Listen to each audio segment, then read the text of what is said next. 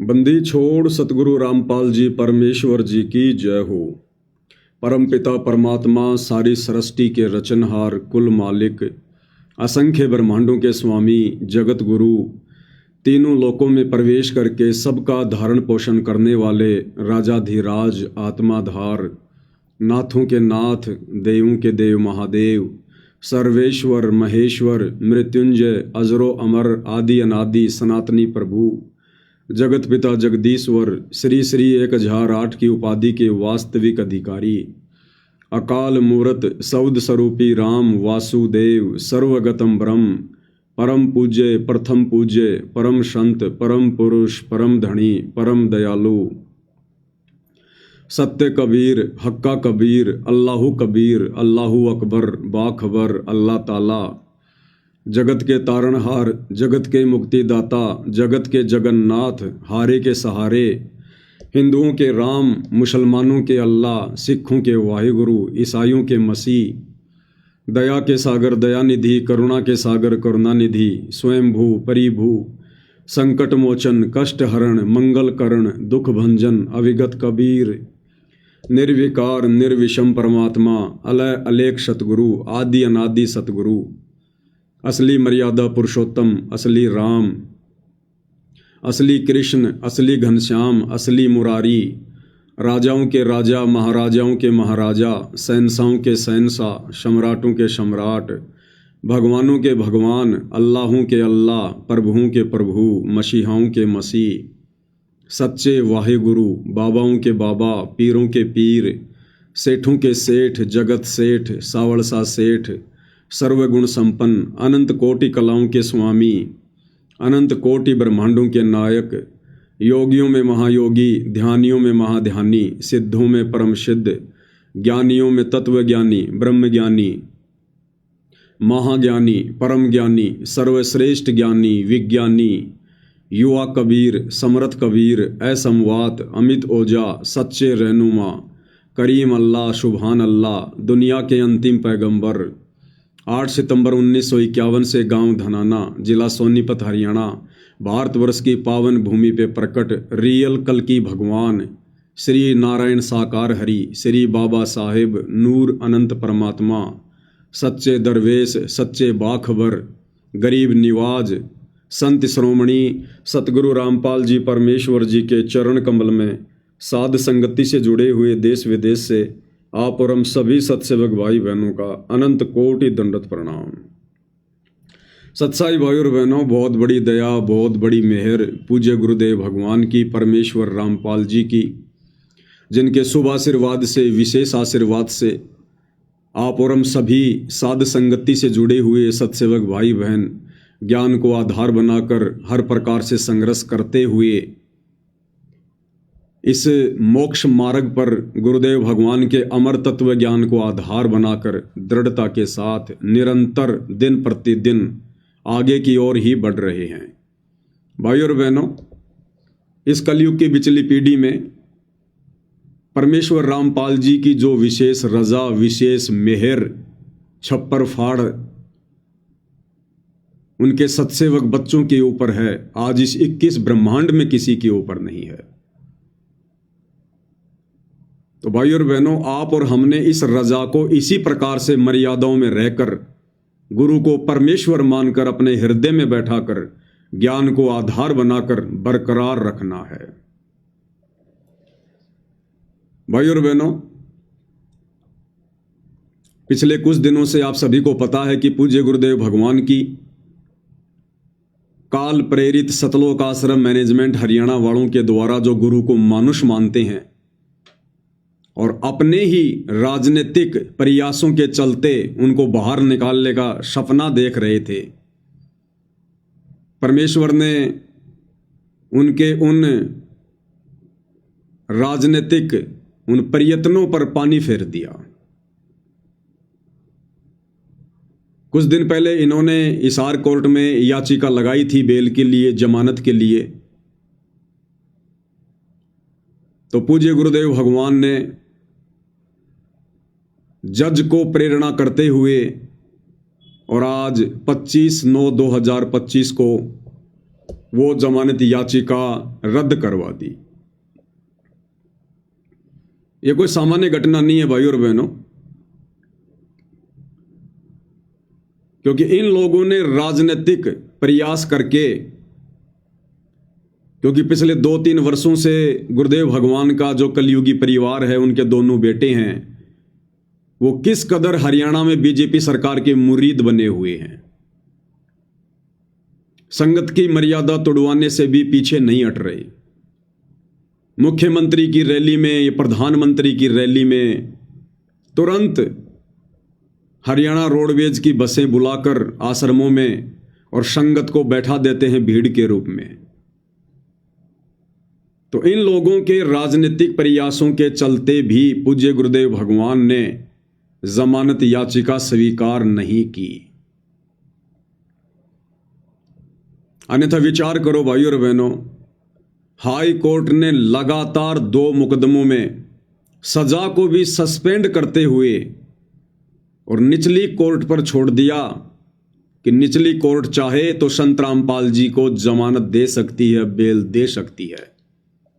और अगर high court ने आसानी से जमानत दे दी है, अपनी तरफ से हरी झंडी दिखा दी है, सजा को भी सस्पेंड कर दिया है समय से पहले, तो सोचो भाई और बहनों, फिर निचली जो अदालत है, डिस्ट्रिक्ट जो कोर्ट है, वो तो बड़ी आसानी से जमानत दे दे, बड़ी आसानी से। और आज हिसार की अदालत ने परम पूज्य परमेश्वर सतगुरु रामपाल जी की जमानत को स्वीकार करना था, लेकिन भाई और बहनों, अभी वो ठीक का समय नहीं आया है पूज्य गुरुदेव भगवान के बाहर आने का। इसलिए गुरुदेव ने स्वयं जज में प्रेरणा करते हुए और जमानत याचिका खारिज करवा दी। भाई और बहनों, इन आश्रम वालों ने तो सारे प्रयत्न किए। ये आश्रम वाले तो चाह रहे थे कि गुरुजी आ जाएं, गुरुजी आ जाएं। इतने दिनों से संगत को भ्रमित कर रखा है, हम तैयारियों में लगे हुए हैं। कभी धनाना आश्रम में ट्रैक्टर से हल जोतते हुए दिखाते हैं कि गुरुजी आ रहे हैं, तैयारियां चल रही हैं। कभी गुरुजी के विश्राम के लिए धनाना आश्रम में एक 2 मंजिला इमारत बन रही है, उसको दिखाते हैं बार बार कि गुरुजी आ रहे हैं, गुरुजी आ रहे हैं। तो पूरा का पूरा शतलोक आश्रम मैनेजमेंट हरियाणा, गुरुदेव का परिवार, उनके भाई बंधु रिश्तेदार, सबके सब चाह रहे हैं कि गुरुजी आ जाएं, गुरुजी आ जाएं। और इन शतलोक आश्रमों से जुड़ी लाखों की संगत वो भी चाह रही है कि गुरुजी आ जाएं, गुरुजी आ जाएं, गुरुजी आ जाएं। उसके बावजूद भी गुरुदेव भगवान ने उन लोगों की नहीं सुनी। क्यों नहीं सुनी भाई? अरे इतना तो आप आश्रम वालों को विश्वास होगा कि सतगुरु रामपाल जी भी कोई छोटी मोटी शक्ति हैं, छोटी मोटी पावर हैं। हालांकि आप लोग उनको परमात्मा तो नहीं मानते, भगवान तो नहीं मानते, खाली जुबान से भगवान भगवान के जयकारे लगाते हो, हृदय में जगह नहीं है। आप तो भगवान मानते हैं उस डाढ़ी मूंछ वाली कबीर जी की समझे जाने वाली मुर्दा फोटो को। तो आप लोग तो चाह रहे थे सारे के सारे कि हमारे गुरुजी जमानत पर आ जाएं, जमानत पर आ जाएंगे, और आप लोगों को पूरी उम्मीद थी कि गुरुजी जमानत पर आएंगे। तो तुम्हारे कबीर भगवान ने भी, डाढ़ी मूंछ वाले ने भी तुम्हारी अर्जी स्वीकार क्यों नहीं करी? अरे क्या दोष है तुम्हारे दिल में, क्या दोष है तुम्हारे मन में? अरे तुम दुनिया में ढिंडोरा पीटते हो कि कबीर भगवान समर्थ है, कबीर भगवान समर्थ है, कबीर भगवान जो चाहे सो कर दे, 14 कोटि दूत यम डर ही, ऊत भूत जम त्रास निवारे, चित्रगुप्त के कागज फारे। तो कबीर भगवान अभी तक तुम आश्रम वालों से नाराज क्यों है? अपने अंश को, अपने हंस को, अपने अवतार को तुम लोगों के अनुसार हिसार जेल से बाहर क्यों नहीं निकाल पा रहा कबीर? अरे क्या कमी रह गई आश्रम वालों तुम्हारे अंदर? तुम्हारी भक्ति में, तुम्हारी श्रद्धा में, तुम्हारी मर्यादाओं में, तुम्हारे समर्पण में? क्या कमी रह गई? विचार करो बैठकर, 2 मिनट चिंतन मनन करो संसार से हटके। क्यों नहीं सुनी भगवान ने तुम्हारी? ना तुम्हारे गुरु ने सुनी, ना तुम्हारे भगवान ने सुनी तुम्हारी, जबकि तुम्हारा गुरु समर्थ, तुम्हारा भगवान समर्थ। और जज इतना बड़ा हो गया कि तुम्हारे भगवान के रहते सहते, तुम्हारे गुरु के रहते सहते, और जज ने जमानत कैंसिल कर दी। क्या कमी है तुम्हारे अंदर? वो तो आ सकते हैं ना। अरे सतगुरु जो चावे सो करही, भरम पड़ो मत कोई, सेव धड़ पर शीश चढ़ाया पाछे करी रसोई। ये सतगुरु तो वो समर्थ है जो धर्मराय के दरबार में भी आप और हमारा मुकदमा लड़ेगा। भाई कर ले गुरु वकील, मुकदमा भारी है। तो ये तो हो नहीं सकता कि सतगुरु मजबूर होगा, सतगुरु लाचार होगा और जज सतगुरु पर भारी होगा। ये तो हो नहीं सकता। इसका मतलब सतगुरु जानबूझकर नहीं आना चाह रहे। अब क्यों नहीं आना चाह रहे भाई सतगुरु? इसका मतलब संगत में कमी है, संगत के विश्वास में कमी है, संगत की भक्ति में कमी है, संगत की मर्यादाओं में कमी है, जो अभी तक अपने गुरुदेव भगवान को प्रसन्न करने योग्य नहीं बनी है। आप आश्रम वालों से गुरुदेव भगवान प्रसन्न नहीं है, क्योंकि बाहर निकालने का प्रयास तो तुम लोग करवा रहे हो ना, जमानत तो तुम लोग लगवा रहे हो ना। तो भगवान तो आने को तैयार है, अपने बच्चों को गले से लगाने को तैयार है, फिर क्यों नहीं आ रहे? क्योंकि अभी तुम आश्रम वाले भगत नहीं बने। अभी तुम व्यभिचारणी भक्ति कर रहे हो, वैश्या भक्ति कर रहे हो। अभी तुम पतिव्रता पद पर नहीं आए। अभी तुम्हारे हृदय में गुरु परमात्मा के रूप में नहीं समाया। अभी तुम्हारा आचरण दोगला है। तुम्हारे विचार जगत वालों से भी गए गुजरे हैं। इसलिए सतगुरु अभी बाहर नहीं आना चाह रहे कि क्या करूंगा बाहर जाकर। अगर मैं बाहर चला भी गया तो संगत का क्या सुधर गया? जैसी मैं संगत को 2014 बरवाला कांड के समय छोड़ के गया था, उससे भी ज्यादा गई गुजरी हो चुकी है। जैसा मनमाना आचरण मेरे परिवार वाले ये कोऑर्डिनेटर बरवाला कांड के समय कर रहे थे, उससे भी कई गुना ज्यादा मनमाना आचरण बरवाला कांड के बाद इन लोगों ने शुरू कर दिया। तो सतगुरु फिर क्या करेगा बाहर आकर? मूर्खों के बीच में आने से अच्छा है हिसार की जेल की 4 दीवारी में बैठकर कम से कम कैदियों को ज्ञान समझाया जाए। सतगुरु को भी इस बात का डर है, इस बात का भय है कि 2014 में तो इन्होंने बरवाला कांड करवा दिया, क्योंकि एक ही आश्रम था बरवाला, इसलिए बरवाला कांड हुआ। आश्रम वालों की मनमानी हरकतों के चलते, काल प्रेरणा के चलते। और गुरु को पता है अब तो इन मंद बुद्धियों ने मेरे नाम से 11 आश्रम खोल दिए, 11 आश्रम।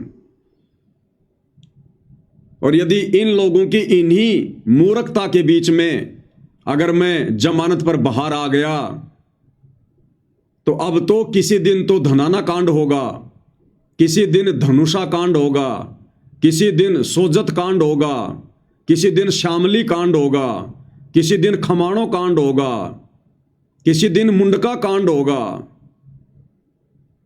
अभी तक तो एक ही कांड हुआ था, और अब ना जाने कितने कांड और करवाएंगे ये गुरु को मानुष मानकर, अपना वही घटिया रवैया अपनाकर। तो सतगुरु ने निर्णय लिया कि अभी बाहर नहीं जाएंगे। अन्यथा सतगुरु तो समर्थ है। अरे आप आश्रम वालों के अनुसार सन 2018 में सतगुरु रामपाल जी ने जानबूझकर अपनी सजा करवाई, जानबूझकर। ये बात मैं इसलिए कह रहा हूं क्योंकि बहुत सारे नादान, साथ संगतियों से ईर्ष्या करने वाले, नफरत करने वाले यही रोजाना रोएंगे कि देखो ये पवन दास कैसी मूर्खता भरी बातें करता है। कह रहा है कि गुरुजी ने खुद अपनी जमानत कैंसिल करवाई है। हाँ भाई, खुद ही करवाई है। तुम लोगों के अनुसार ही बात कर रहा हूं मैं। जब 2018 में गुरुदेव भगवान को कोर्ट के द्वारा सजा सुनाई जानी थी, तो उस समय आप ही सतलोक आश्रम वालों ने सजा के दूसरे ही दिन, उस सजा के दूसरे ही दिन ये पीला पर्चा निकाला था। तुम लोग तो पीला पर्चा डाल के भूल जाते हो, लेकिन ये पवन दास तुम्हारे सारे रिकॉर्ड रखता है, सारे रिकॉर्ड टोटली। तो ये पीला पर्चा जो तुम सतलोक आश्रम वालों ने 16/10/2018 को निकाला था, जिस दिन गुरुदेव को सजा हुई थी उसके दूसरे दिन, और क्या लिखा था तुम लोगों ने? सत साहिब जय बंदी छोड़ की सतगुरुदेव जी की जय, तारीख 16/10/2018। जैसा कि संत रामपाल जी महाराज जी ने बार बार सत्संग के माध्यम से बताया है कि इस पृथ्वी पर स्वर्ग बनाना है, लेकिन आज की स्थिति को देखते हुए अभी बहुत कुछ सिस्टम ठीक करना है। इस सिस्टम को ठीक करने के लिए गुरुदेव जी को बहुत सी परिस्थितियों से गुजरना होता है। न्यायपालिका को ठीक करना है, इसके लिए भी गुरुदेव जी ही निपट सकते हैं, क्योंकि गरीब जनता को आज न्याय नहीं मिल पाता तो किसी भी भगत ने घबराना नहीं है। आज गुरुदेव जी कोर्ट में आए थे तो वकीलों को गुरुजी ने बोला कि चिंता मत करो, सब कुछ बहुत जल्दी ठीक हो जाएगा। सब भगत मिलकर सेवा करें और सब भगत बढ़ चढ़ कर सेवा करें। किसी ने किसी भगत को दोष नहीं देना है। गुरुदेव जी ने कहा है, शकल खेल हमारे किए, हमसे मिले सो निश्चय जिए। मनोज भगत है जो कि गुरुदेव जी के पास जेल में सेवा करता है। 8 अक्टूबर को गुरुदेव जी ने जेल में भगत मनोज को कहा कि 11 अक्टूबर को केसों का फैसला आने वाला है, लेकिन मेरा यानी गुरुजी का काम अभी पूरा नहीं हुआ, तो अगर फैसले में सजा हो जाए तो मुझे मेरा काम करने का पूरा समय मिल जाएगा। फिर जब 11 अक्टूबर को संत रामपाल जी दोषी करार होकर वापस जेल में आए तो फिर मनोज भगत को जेल में कहा कि अब मैं खुश हूं कि मुझे सजा हो गई। परमात्मा कबीर ने अब मुझे फिर समय दे दिया मेरा काम पूरा करने का। ये सब बातें मनोज भगत ने जेल में अपने परिवार वालों को मिलाई पर बताई। तो ठीक इसी प्रकार आप लोग जो लिख रहे हो इस पीले पर्चे में कि गुरुदेव भगवान ने कहा कि बहुत अच्छा हुआ, मैं बहुत खुश हूं, परमात्मा ने मुझे समय दे दिया, मेरी सजा करवा दी, क्योंकि अभी मेरा काम पूरा नहीं हुआ, अभी तो मुझे न्यायपालिका को ठीक करना है। तो ठीक इसी प्रकार भाई और बहनों, आज 25/9/2025 को सतगुरु रामपाल जी ने खुद जानबूझकर जज में प्रेरणा करके अपनी जमानत कैंसिल करवाई है, क्योंकि अभी सतगुरु रामपाल जी का कार्य पूरा नहीं हुआ है। अभी बाहर संगत ने मूर्खता नहीं छोड़ी है। दुनिया वालों को तो मुक्ति की चिंता नहीं है, आश्रम से जुड़े भगत समाज को भक्ति की चिंता नहीं है, तो अभी सतगुरु का काम पूरा नहीं हुआ। सतगुरु हम जानवरों को इंसान बनता हुआ देखना चाहते थे कि मेरे रहते सहते तो ये भगत नहीं बने, इंसान नहीं बने, कम से कम मेरे जेल जाने के बाद ही थोड़ा बहुत सबक लेंगे, शिक्षा लेंगे, इनको अपनी गलतियों का पछतावा होगा, नाक रगड़ रगड़ के माफी मांगेंगे, आगे गलतियां करने से बचेंगे। लेकिन सब कुछ उसके विपरीत, पहले से बढ़ चढ़ के गलतियां, बढ़ चढ़ के राजनीतियां, बढ़ चढ़ के मनमाना आचरण, बढ़ चढ़ के पाखंड। अब खाओ तुम लड्डू जलेबी आराम से इन आश्रमों में, सतगुरुदेव भगवान नहीं आने वाले। सतगुरुदेव भगवान तो उस विधि से आएंगे जिस विधि से उन्होंने साध संगति के माध्यम से वीडियो बनवा दिए हैं। अभी तो बहुत कुछ होना बाकी है। अभी तो संगत की छटनी चल रही है, फिर संगत की चटनी होगी। विनाशकारी समय नजदीक आ रहा है। देश दुनिया में हाहाकार मचेगी। पूरी दुनिया प्राकृतिक आपदाओं से घिरेगी। तरह तरह की बीमारियां आएंगी। दुनिया को नानी याद आएगी। ये नेता मंत्री ये देश छोड़ छोड़ के भाग खड़े होंगे। पूरे देश में मिलिट्री शासन लागू होगा। और जब ये बड़े बड़े लोग अपनी जान बचाने के लिए सतगुरुदेव भगवान के पास हिसार जेल में जाएंगे, नाक रगड़ेंगे, मिन्नतें करेंगे, उस समय ये परमात्मा फिर बिना किसी चमत्कार के, बिना किसी जमानत के, बिना किसी जजमेंट के हिसार जेल से बाहर आएंगे। आप लोग साथ संगति की वीडियो नहीं देखते क्या? तुम लोगों ने सोचा कि हाई कोर्ट से गुरुजी को हरी झंडी मिल गई, अब हिसार कोर्ट कौन सी बड़ी चीज है, जमानत हो ही जाएगी। और दास ने उसी समय 2 वीडियो बना दिए थे कि अभी गुरुजी नहीं आएंगे। तुम्हारे वकीलों को भी उम्मीद नहीं थी कि यह जमानत कैंसिल हो जाएगी, लेकिन दास ने पहले ही वीडियो बना दिए थे कि तुम कितना प्रयास कर लो, तुम्हारे राजनीतिक हथखंडों के माध्यम से ये परमात्मा हिसार जेल से बाहर आकर अपनी हंसी नहीं करवाएगा, अपनी बेइज्जती नहीं करवाएगा, अपने आप को मानो साबित नहीं करवाएगा। ये फाइनल गेम है, फाइनल गेम। ये अपने हिसाब से आएगा। और गुरुदेव भगवान को भली भांति पता है कि सन 1994 से मैंने जो ये बाग लगाया है, भक्ति रूपी बाग, और 2014 के बाद मैंने जो साध संगतियां शुरू की हैं,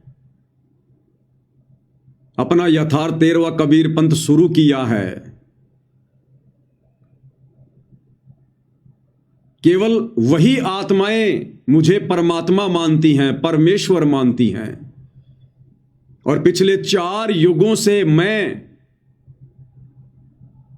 जिस प्रकार के भक्ति भाव अपने भक्तों से चाहता था कि भगत ज्ञान को आधार बनाएं, गुरु को परमात्मा माने, मानुष मानने की गलती ना करें, संसार से मुंह मोड़ लें, मर्यादाओं के लिए संसार से अड़ जाएं, लड़ जाएं प्यार प्रेम से, और एकमात्र टारगेट मोक्ष का बना लें। केवल साध संगतियों में ही वो आत्माएं हैं।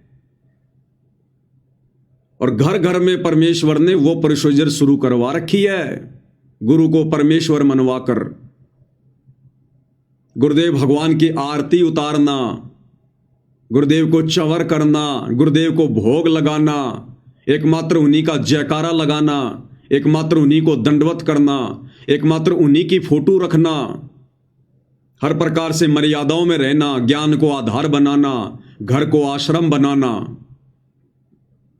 तो जो ये बाग 2014 के बाद गुरुदेव भगवान ने लगवाया है, तो क्या गुरुदेव भगवान को इस बात का नहीं पता कि अगर मैं इस समय जमानत पर बाहर आ जाता हूं तो मेरी जमानत कौन करवा रहे हैं? ये आश्रम वाले करवा रहे हैं। और आश्रम वाले मुझे क्या मानते हैं? अपने जैसा जीव, मानुष, मां के गर्भ से जन्म लिया हुआ प्राणी। ना इनकी कोई मर्यादा ठीक है, ना इनके भक्ति भाव ठीक हैं, ना इनके दिल में कोई तड़प है, ना कोई कशक है। ये तो खा रहे हैं लड्डू जलेबी बर्फी पिछले कई वर्षों से। गुरु जेल में दाल रोटी खाए तो खाए, ये तो खाएंगे लड्डू जलेबी बर्फी। आश्रमों में घूमेंगे फिरेंगे, मनोरंजन करेंगे, कबीर का झोपड़ा देखेंगे, सेल्फियां लेंगे, जुलाहों का कुआं देखेंगे, नकली मिट्टी की गाय बैल बांधेंगे, लहर तारा तालाब बनाएंगे, राजनेताओं से साठगांठ करेंगे, जगत वालों से यारी दोस्ती रिश्तेदारी निभाएंगे, झूठा भाईचारा निभाएंगे, कदम कदम पे मर्यादा तोड़ेंगे। तो गुरुदेव को इस बात का नहीं पता कि अगर मैं जेल से बाहर आ गया तो जाऊंगा कहां? यही लोग लेके जाएंगे मुझे, और वहां लेके जाएंगे जिन आश्रमों को इन्होंने राजनीति का अड्डा बना रखा है। और यदि मैं वहां चला गया तो जो बाग मैंने सात संगतियों के माध्यम से लगाया है, मैंने अपनी विशेष आत्माओं को छांटा है सतलोक के लिए, जिनकी ट्रेनिंग चल रही है सात संगति में, वो आत्माएं भी विचलित हो जाएंगी, डगमग हो जाएंगी, और मेरे 40 लाख वर्षों की मेहनत पानी में मिल जाएगी। सतयुग से लेकर वर्तमान समय की मेहनत है। इसलिए गुरुदेव भगवान ने जमानत कैंसिल करवाई है, जमानत कैंसिल। तो परमेश्वर ने जो भगत तैयार किए हैं ना सतलोक के लिए, साध संगति से जोड़कर, परमात्मा उन आत्माओं को टूटता हुआ नहीं देखना चाहते। और अंतर्यामी परमात्मा को भली भांति पता है कि अगर मैं इनके आश्रमों में चला भी गया तो वो मेरी प्यारी आत्माएं इन आश्रमों में नहीं आएंगी। वो उसी प्रकार से ज्ञान को आधार बनाकर गुरु को शब्द रूप में विराजमान करके अपने घर पर भक्ति करेंगी। इन आश्रमों की तरफ वो झांक कर भी नहीं देखेंगे, झांक कर भी।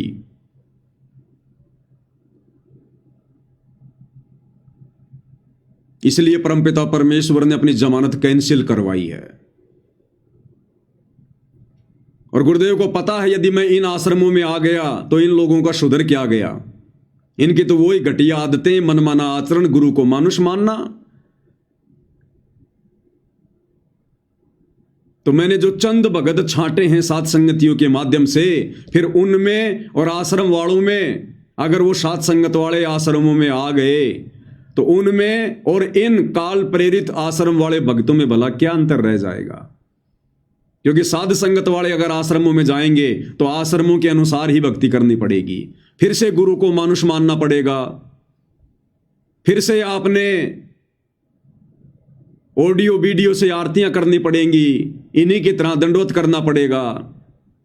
ना गुरु की आरती कर पाओगे, ना गुरु पे चवर कर पाओगे। उस कागज के टुकड़े को कबीर मान के जून के महीने में उसका प्रगट दिवस मनाना पड़ेगा। तो भाई परमात्मा सामान्य जीवों की तरह गलतियां नहीं करता है। बड़ी मुश्किल से परमात्मा ने अपना ये सात संगति रूपी बाग लगाया है, अपनी विशेष दृढ़ आत्माओं को छांट कर अलग किया है। भगवान ऐसी गलती करेगा क्या? कभी नहीं करेगा, कभी भी नहीं करेगा। तो ये परमात्मा उस समय तक नहीं आएगा जिस समय तक, नोट कर लो अगर पेन है जेब में और डायरी है आश्रम वालों, तो ये वचन नोट कर लो जो परमात्मा बुलवा रहे हैं। सतगुरु रामपाल जी भगवान उस समय तक हिसार जेल से बाहर नहीं आएंगे जिस समय तक इन आश्रमों से जुड़ी हुई ये नादान संगत, मूर्ख संगत, भेड़ चाल में चलने की आदी हो चुकी संगत, सतगुरुदेव के ज्ञान को आधार बनाकर साध संगति से जुड़े भाई बहनों की तरह,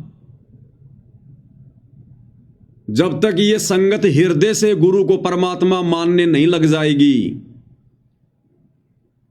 सारी फोटोएं हटाकर एकमात्र अपने घर पर, अपने दरबार पर, अपने लॉकेट में अपने पूज्य गुरुदेव भगवान की नहीं लगा लेगी, घर घर में सतगुरु रामपाल जी परमेश्वर जी को जब तक ये शतलोक आश्रमों से जुड़ी नादान संगत गीता जी अध्याय 3 श्लोक 13 के अनुसार भोग लगाना शुरू नहीं कर देगी,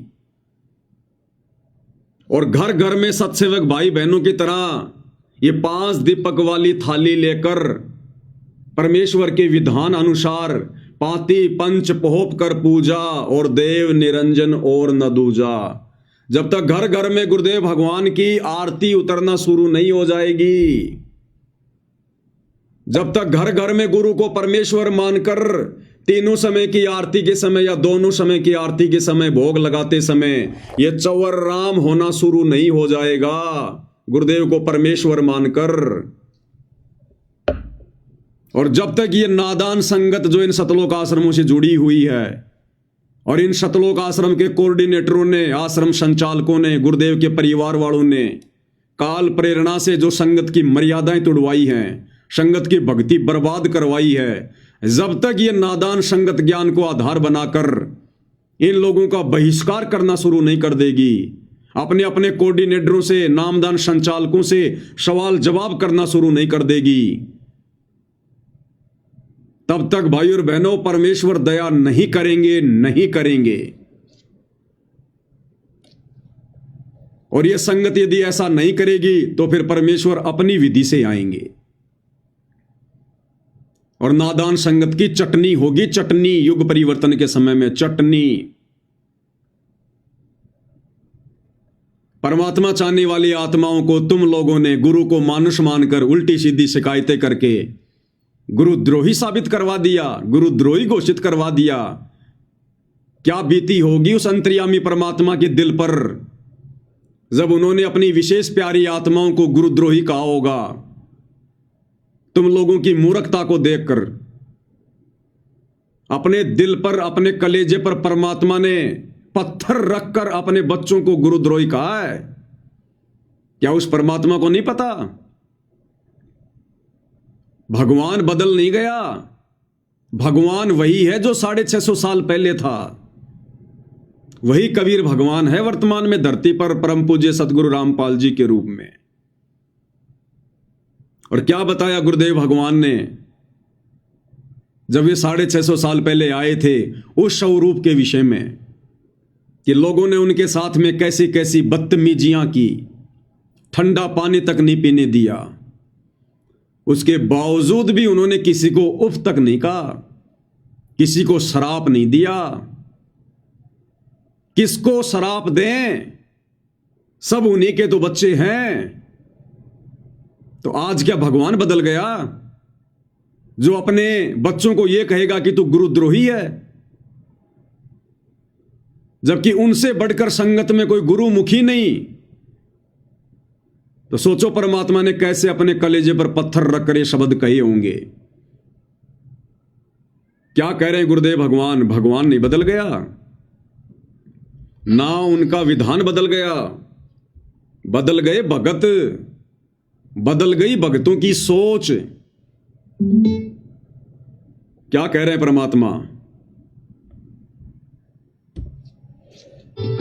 परमात्मा आए थे कबीर जी, उनके साथ कितना अत्याचार किया था और किसी को उन्होंने एक शब्द भी अप नहीं बोला, किसी को श्राप नहीं दिया, क्योंकि उसको पता था मेरे बच्चे हैं, किसको मारूं और किसको श्राप दूं। तो पुण्यात्मा यहाँ आप देख लो पिछले इतिहास से, किसी भी संत को जरा सा कुछ कह दे, श्राप दे दे, तेरा नाश होगा और उसकी विरान मैटी हो जाए। अपना भी नाश किया उसने भक्ति का और वो अगले को भी दुख दे दिया। तो वो परमात्मा थे। तो इसी प्रकार इसी आधार से आपने इस मार्ग को आगे बढ़ाना है, दास का सहयोग देना है। क्या कह रहे हैं गुरुदेव? किसको श्राप दे वो परमात्मा?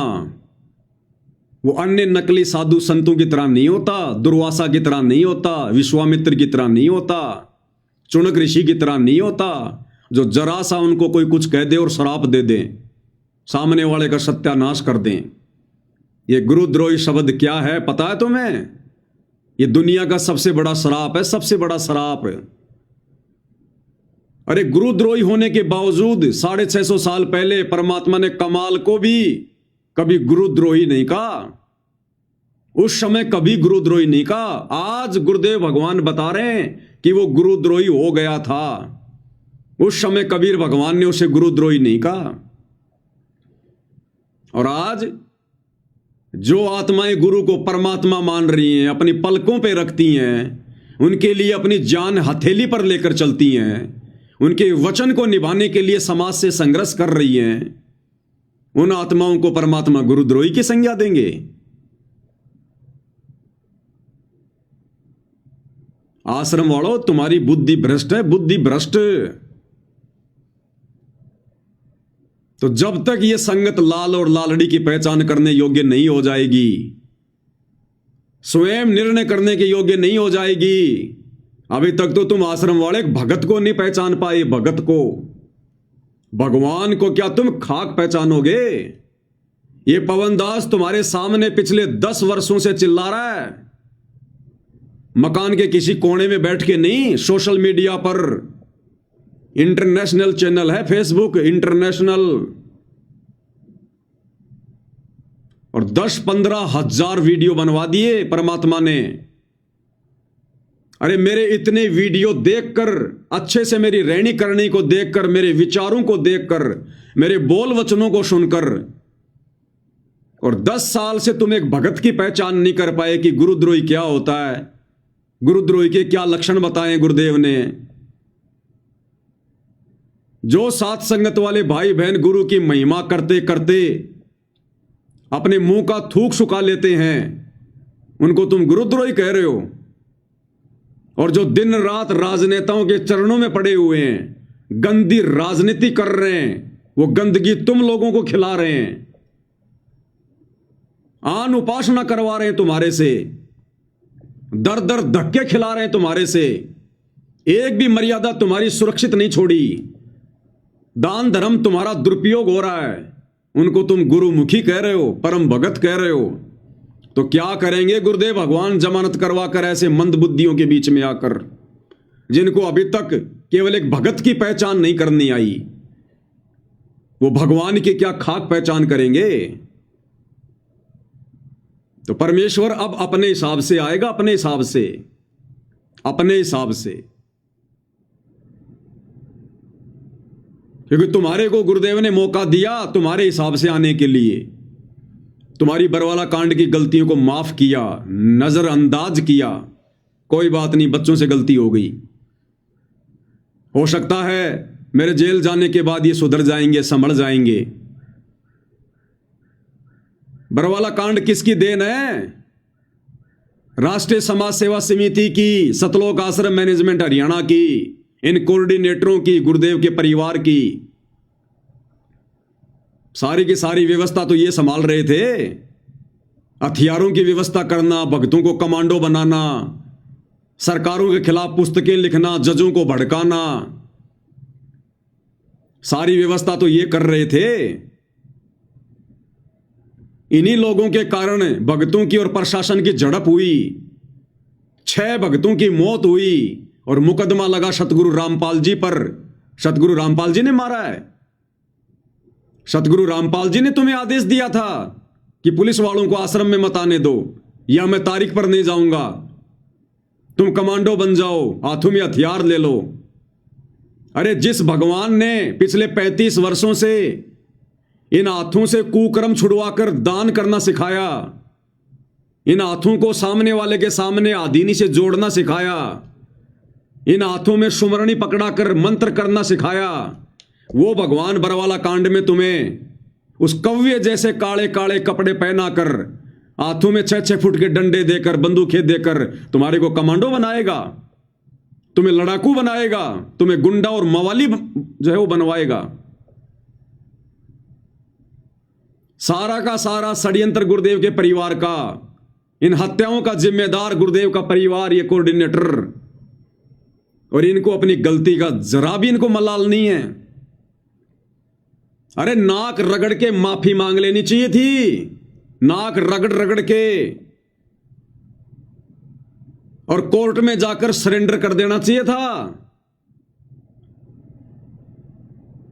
कि सारी गलती हमारी है, हमारे गुरुदेव का कोई आदेश नहीं था, हमारी बुद्धि भ्रष्ट हो गई थी काल प्रेरणा से, हमारी गलती है, हमें अरेस्ट करो, हमें सजा दो, हमारे गुरुदेव भगवान निर्दोष है, उनको छोड़ दीजिए।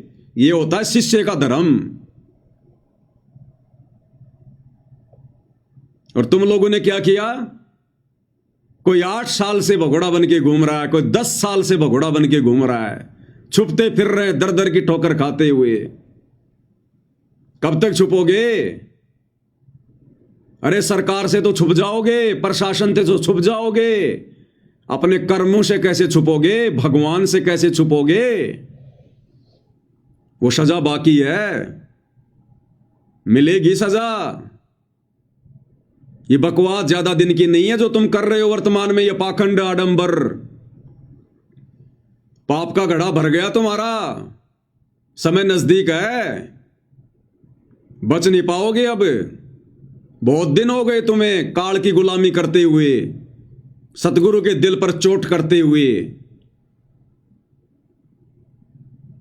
अब ये परमात्मा, अब ये खरा खरा काम करेगा, खरा खरा काम। ये लास्ट था, लास्ट। अगर तुम्हारा आचरण सुधर जाता, अगर तुम अपनी गलतियों की माफी मांग लेते,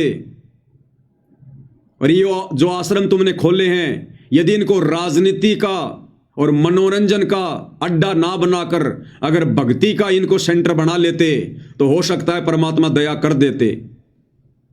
लेकिन तुम्हारे अंदर तो राग, द्वेष, ईर्ष्या, लड़ाई झगड़ा, भक्तों को तुम जान से मारने का प्रयास करते हो। तुम्हारी शर्म खा गया काल, शर्म। जानवर से भी गए गुजरे हो गए तुम, गुंडे मवालियों से भी गए गुजरे, और उम्मीद कर रहे हो कि सतगुरु हमारे पास आएंगे। अब तुम्हारे रिटायरमेंट होने का समय आ गया, रिटायरमेंट होने का। यह परमात्मा समदृष्टि है। अभी तक तुमने केवल इनका प्यार प्यार देखा है, प्यार प्यार। अभी इनका जो रिजल्ट आएगा, इनका जो जजमेंट आएगा, वो देखना। हल्के में ले लिया सतगुरु को, हल्के में। वेदों में लिखा है कि वो परमात्मा जब पृथ्वी पर आता है, मनुष्य के बच्चे के रूप में प्रकट होता है, एक सामान्य व्यक्ति की भूमिका करता है, लीला करता है, मित्र की तरह व्यवहार करता है, और मित्र की तरह व्यवहार करने के चलते उसके आसपास रहने वाले उसको अपना मित्र मान लेते हैं, अपने जैसा मानुष मान लेते हैं, और गलतियों पर गलतियां करते हैं। तो तुमने हल्के में ले लिया सतगुरु को। ये वही परमात्मा है जिसने त्रेता युग में हिरण्याकुश की छाती फाड़ी थी, जिसने त्रेता में रावण की नाभि में तीर मार के उसको मौत की नींद सुलाया था, द्वापर में कंस का वध किया था, और समय समय पर श्रृंगार करता रहता है यह परमात्मा। अभी तक तुमने केवल इनका सौम्य रूप देखा, सौम्य रूप, सादा रूप, सरल रूप। क्योंकि जब जब यह परमात्मा धरती पर तत्वदर्शी संत की भूमिका में आता है, एक संत की भूमिका में आता है, उस समय यह परमात्मा संत के अनुसार ही व्यवहार करता है। अन्यथा उनके फॉलोवर भी वैसा व्यवहार करेंगे जैसा वो संत करेगा। तो वर्तमान में परमात्मा जिस संत की भूमिका में है कि संत ना छोड़े संतता, चाहे कोटिक मिलो असंत, चाहे कितने दुष्ट व्यक्ति क्यों ना टकराओ उनसे, काल प्रेरणा से कितने लोग भक्ति का स्वांग करके उनके पास रह के उनको दुखी क्यों ना करे, परेशान क्यों ना करे, उनके मार्ग में बाधा उत्पन्न क्यों ना करें, उनके मिशन में गंदगी क्यों ना फैलाएं, ये परमात्मा अंततः संतता ही दिखाएगा। लेकिन इनका विधान है कि राम किसी को मारे नहीं, मारे तो हत्यारे राम, अपने आप ही मर जाएंगे कर कर खोटे काम। तो भैया जो खोटे काम तुम लोगों ने कर डाले हैं बरवाला कांड से पहले और बरवाला कांड के बाद, उन खोटे कर्मों की सजा निर्धारित हो चुकी है। अब धीरे धीरे धीरे धीरे जो बीज तुम लोगों ने बोया है इस भक्ति मार्ग पर, अब उसकी फसल कटेगी। अब फसल इस युग परिवर्तन के दौर में तुम लोग भी अछूते नहीं रहोगे, जिन्होंने गुरु को मानुष मानकर हैंडल किया है, और गुरु की आज्ञा से ज्यादा अपना मनमाना आचरण संगत के ऊपर थोपा है। अब समय आ रहा है, तो ऐसे नहीं आने वाला है परमात्मा। और ये नादान संगत अगर संभल सकती है तो संभल जाए। देखो इन मुख्य लोगों का तो हो गया बेड़ा गर्क, इनको तो कोई माफी नहीं है, ना इस जन्म में माफी है, ना अन्य किसी जन्म में इनको माफी है। ये कलयुग की बिचली पीढ़ी तो इन्होंने बर्बाद कर दी, अनमोल मनुष्य जन्म इन्होंने बर्बाद कर दिया गुरु को मानुष मानकर। तो ये जो मुख्य लोग हैं ना, जिनमें गुरुदेव के बेटा बेटी, भाई बंधु, रिश्तेदार, ये कोऑर्डिनेटर, आश्रम संचालक, ये वर्ल्ड कोऑर्डिनेटर, बड़े बड़े सेवादार, ये जितने भी लोग हैं, ये 150, इन्होंने तो अपनी भक्ति और जीवन कर लिया बर्बाद।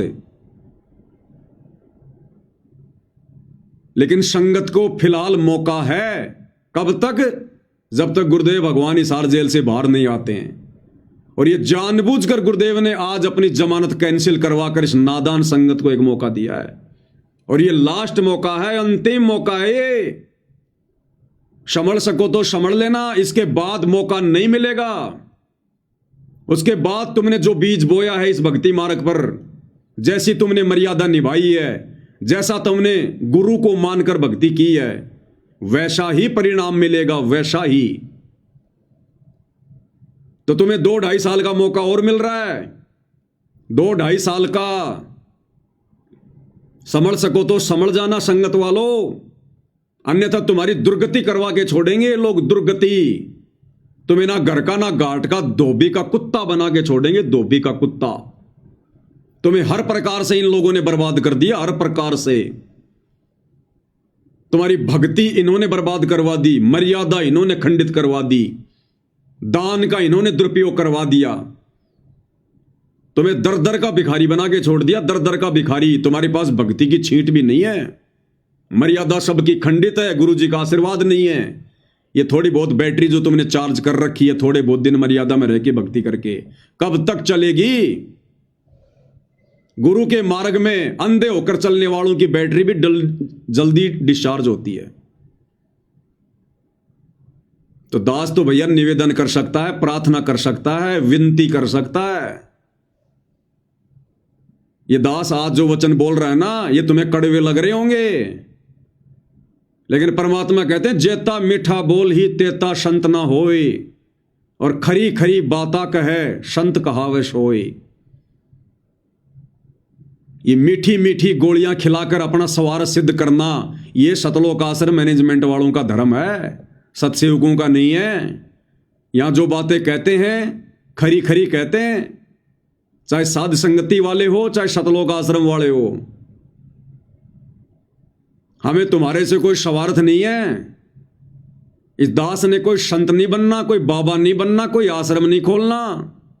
ये दास किसी के आराम के टुकड़ों पे नहीं पड़ता, किसी के दान धर्म पे नहीं पड़ता। ये दास केवल अपनी जिम्मेदारी निभा रहा है गुरु की गैर हाजिरी में, अपनी सेवा।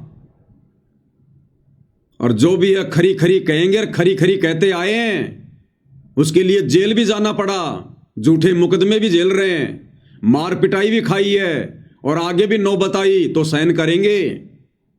लेकिन सतगुरु ने जिस मार्ग पर चलना सिखा दिया उसी पर चलेंगे, क्योंकि रेलगाड़ी या तो चलती नहीं, और चलती है तो पटरी पे चलती है। रेलगाड़ी के लिए तुम जितनी मर्जी जीटी रोड बना दो, नहीं चलेगी जब तक उसको पटरी नहीं मिलेगी। तो सत्सेवक भाई बहन अगर चलेंगे तो अपने गुरु के वचन पर चलेंगे, मर्यादाओं पर ही चलेंगे, अन्यथा पैर रोप के वहीं खड़े हो जाएंगे। दो नाव की सवारी करने का शौक नहीं है हमारे को, तुम आश्रम वालों की तरह आंख बंद करके भेड़ चाल में चलने का ये फॉर्मूला गुरुदेव ने हमें नहीं बताया। तो लास्ट एंड फाइनल तुम लोगों को चेतावनी है ये, लास्ट एंड फाइनल। सुधर जाओ, संभल जाओ। इन काल प्रेरित सतलोक आश्रम वालों का जितना जल्दी साथ छोड़ दोगे तुम्हारे हित में, तुम्हारे भले में। अन्यथा तुम्हारे द्वारा दिया गया दान आने वाले समय में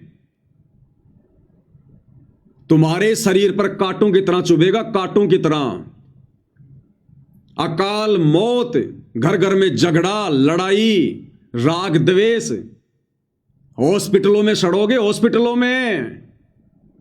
ये तुम्हें परमात्मा का विधान बता रहा हूं, कोई शराब नहीं दे रहा। मेरी औकात नहीं है किसी को शराब देने की, और ना मैं इतना मूर्ख हूं जो अपनी भक्ति बर्बाद करूंगा 2 कोटि के जीवों को शराब देके। तुम्हें शराब देके मुझे क्या मिलेगा? तुम्हें भगवान का विधान बता रहा हूं कि जो अपने गुरु जी को खून के आंसू रुलाते हैं, अपनी उल्टी हरकतों के चलते, मनमाने आचरण के चलते, पाखंड के चलते, भेड़ चाल के चलते, जिन बातन से गुरु दुख पावे उन बातों को दूर भगावे। अरे ज्ञान गंगा पुस्तक बांटने के अलावा एक भी वो कर्म बता दो जो 2014 बरवाला कांड के बाद तुम लोगों ने सतगुरु को खुश करने के लिए किया हो, मर्यादा वाला किया हो, भक्ति बढ़ाने वाला किया हो। एक कर्म बता दो ज्ञान प्रचार के अलावा। तुम्हारे सारे घटिया कर्म, उल्टे कर्म, ज्ञान विरुद्ध कर्म, काल प्रेरित कर्म, तुम लोगों ने सतगुरु को खून के आंसू रुलाए। जब जब भूल पड़े पुस्तक में लास्ट में जो लेटर लिखा है गुरुदेव ने, किस कदर गुरुदेव रो रहे हैं।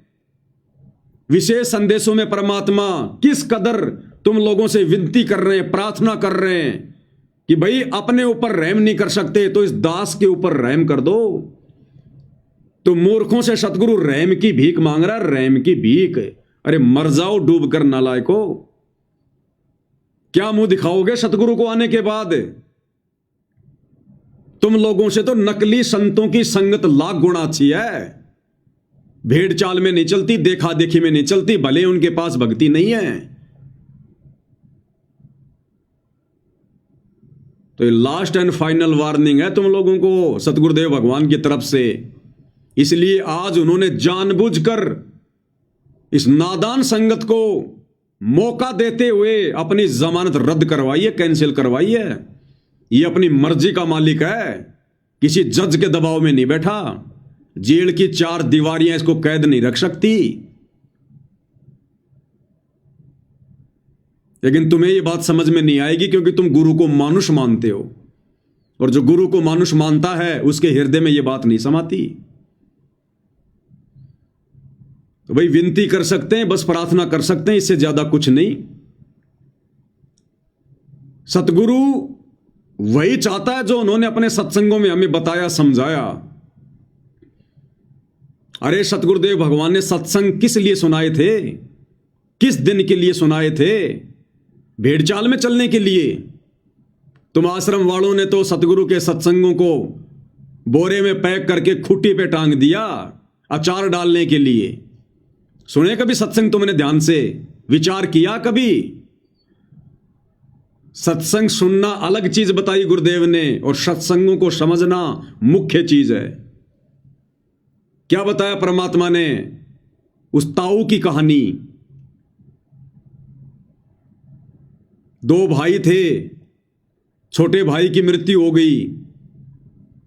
छोटे भाई के जो बच्चे थे उनको उनकी माताजी ने कहा कि बच्चों तुम्हारे पिताजी मर गए, तुम अभी छोटे हो, तुम्हें अभी व्यापार काम धंधे की नॉलेज नहीं है, तुम ऐसा करो अपने ताऊ जी के पास जाओ, और ये मेरे पास में तुम्हारे पिताजी के समय के रखे हुए कुछ लाल हैं। लाल एक चमकदार एक पत्थर जैसा होता है, जैसे बच्चे बचपन में जो खेला करते थे, वो गोलियां वगैरह, कांच की गोलियां जिनको क्या बोलते हैं, कंचे वगैरह, वैसा एक चमकदार होता है एक पत्थर लाल। उसकी कीमत गुरुजी ने बताई करोड़ों में। तो बच्चों की मां ने कहा कि तुम्हारे पिताजी के समय के मेरे पास ये कुछ लाल रखें, ये लाल ले जाओ, पैसे तो है नहीं, ये ताऊ जी को दे देना और ताऊ जी के साथ में काम धंधे में हिस्सा कर लो। दोनों बच्चे वो लेकर लाल माता की आज्ञा लेकर ताऊ जी के पास चले गए। ताऊ जी से जाकर सारी घटना बताई और कहा कि हमारी मां ने ये लाल दिए ताऊ जी। तो ताऊ ने वो लाल हाथ में लिए, वो गठरी खोली और देखा और वापस बंद कर दिए ताऊ ने, और कहा कि बच्चों ये तो बहुत कीमती हैं, अभी मुझे इनकी आवश्यकता नहीं है, मेरी उधार चलती है, ये अपनी मां के पास वापस रख के आ जाओ, जब आवश्यकता पड़ेगी जब मंगवा लूंगा। ताऊ समझदार था। ये ताऊ समझना सतगुरु रामपाल जी को, ये कथाएं कोई मनोरंजन के लिए नहीं सुनाई, वो ताऊ समझना सतगुरु रामपाल जी को। और वो 2 बच्चे वो समझना संगत को, और वो लाल वो समझना इन काल प्रेरित सतलोक आश्रम मैनेजमेंट हरियाणा वालों को, जो ताऊ ने वापस दे दिए थे कि ले जा बेटा, ये बहुत कीमती है। तो और ताऊ ने बच्चों को देश विदेश घुमाना शुरू कर दिया, व्यापार धंधा सिखाना शुरू कर दिया। कई दिनों बाद में ताऊ ने कहा कि बच्चों ये लाल ले जाओ, और वो जो सेठ जी है ना जिससे अपन उधार सामान लेके आते हैं, उसके काफी उधार हो गई, तो तुम ये लाल ले जाओ और सेठ जी के जो उधार हो चूकती करके आओ। ठीक है ताऊ जी। दोनों लड़के चले गए, जाकर सेठ जी को लाल दे दिया कि सेठ जी हमारे ताऊ जी ने लाल दिया है, आप अपना उधार समाप्त करो। सेठ ने एक जोहरी बुलाया जो लाल की जो परख करता था। जोहरी ने आकर देखा लाल को और कहा कि सेठ जी ये तो लाल नहीं है, ये तो लालड़ी है, लालड़ी। अरे लाल तो करोड़ों का होता है, ये लालड़ी तो 2 आने की भी नहीं है, 2 आने की भी। उन बच्चों ने भी देखा ध्यान से। सेठ ने अपने हाथ में पकड़ा और गली में फेंक दिए वो, और कहा कि ले जाओ इसे, धोखेबाज आदमी हो, मुझे ठगना चाहते हो। तुम्हारा ताऊ ऐसा दिखाई तो नहीं देता था, कब से हो गया ऐसा। वो दोनों बच्चे वो लालड़ी को उठाकर ढंग से देखते हुए और वापस आ गए ताऊ जी के पास, सारी बात बताई। ताऊ जी बड़ा चालाक था, बड़ा सयाना था, जानबूझ के लालड़ी दी थी, जानबूझ के। ताऊ जी ने कहा ओ बच्चों मेरे से गलती हो गई, धोखा लग गया, मैंने लाल की जगह तुम्हें लालड़ी दे दी। सेठ बिल्कुल ठीक कह रहा बच्चों। अच्छा एक काम करो, अब ये लाल ले जाओ, अब जाओ सेठ जी के पास। अब दोनों बच्चों ने फिर से लाल हाथ में लिया, लाल को ध्यान से देखा। वो परख कर रहे थे लाल और लालड़ी की, झटके लग रहे थे उनको। ताऊ यही चाहता था कि ये लाल और लालड़ी की पहचान कर लें, मुझे कहना ना पड़े। दोनों बच्चे लाल को लेकर बड़े गौर से निहारते हुए, उसकी परख करते हुए सेठ जी के पास गए। बोला सेठ जी हमारे ताऊ के धोखा लग गया था, हमारे ताऊ जी ऐसे नहीं है, देखो ये अब की बार ताऊ जी ने लाल दिए। सेठ ने फिर से जोरी बुलाया, जोरी ने देखा और कहा कि सेठ जी ये लाल है। सेठ ने कहा कि देखो देखो ऐसा होता लाल, ये है लाल, ले आए थे लालड़ी। बच्चों को भी पता चल गया कि लाल कैसा होता है और लालड़ी कैसी होती है। वापस गए और कहा कि ताऊ जी हम दे के आ गए। कुछ दिनों बाद में फिर से ताऊ ने कहा कि बच्चों फिर से उधार हो गई, अब तुम एक काम करो, वो जो तुम्हारी माता जी के पास में जो लाल रखे हुए ना, वो लाल लेके आओ, वो सेठ जी को देंगे और सामान उधार लेंगे। दोनों बच्चे गए दौड़ते हुए। माँ से कहा माँ ने कहा आओ बच्चों बहुत दिनों में आए, खाना खाओ, भोजन खाओ। उन्होंने कहा कि नहीं माँ, भोजन बाद में खाएंगे, बहुत ज्यादा उधार हो गई है, एक काम कर वो लाल दे जो लाल तेरे पास रखे हुए हैं। तो माँ ने अंदर से निकाल के वो लाल उनको दे दिए, वो पोटली कपड़े में बांध रखी थी। अब उन बच्चों ने देखा कि हम देख तो लें कहीं ये लालड़ी तो नहीं है, क्योंकि बच्चों को परख हो गई थी कि कहीं ताऊ जी के सामने हमारे को शर्मिंदा होना पड़े, हम चेक कर लें लालड़ी है कि लाल है ये। वो बच्चों ने गठरी खोली मां के सामने और देखा तो वो लालड़ी थी, लालड़ी 2 आने की भी नहीं थी। वो जिनको लाल समझ रहे थे, ये लाल कौन है? आश्रम वाले, ये कोऑर्डिनेटर, आश्रम संचालक, गुरुजी का परिवार। तो बच्चों ने देखा ये तो लालड़ी है। वो बच्चे कौन? संगत, और वहीं फेंक दिए उनको कि मां तू तो बहुत भोली है, तू लालड़ियों को लाल समझ के और बक्से में सजा के बैठी थी। ये तो लालड़ी है, लाल तो मां कई करोड़ों का होता है। तो मां ने कहा बच्चों मुझे क्या पता, तुम्हारे पिताजी के समय के रखे थे, मैंने सोचा भाई लाल होंगे, अब मन के बेरा बेटा। दोनों बच्चे उनको वहीं पटक के और ताऊ जी के पास गए, मुंह लटका के, और कहा ताऊ जी अरे बच्चों लाए लाल। मायूस होकर बोले ताऊ जी हमारी मां बहुत भोली है। ताऊ जी वो लाल नहीं थे, वो तो लालड़ी थी, लालड़ी। तो ताऊ ने कहा कि बच्चों ये उस दिन भी लालड़ी थी जिस दिन तुम मेरे पास लेके आए थे शुरू में, ये उस दिन भी लालड़ी थी।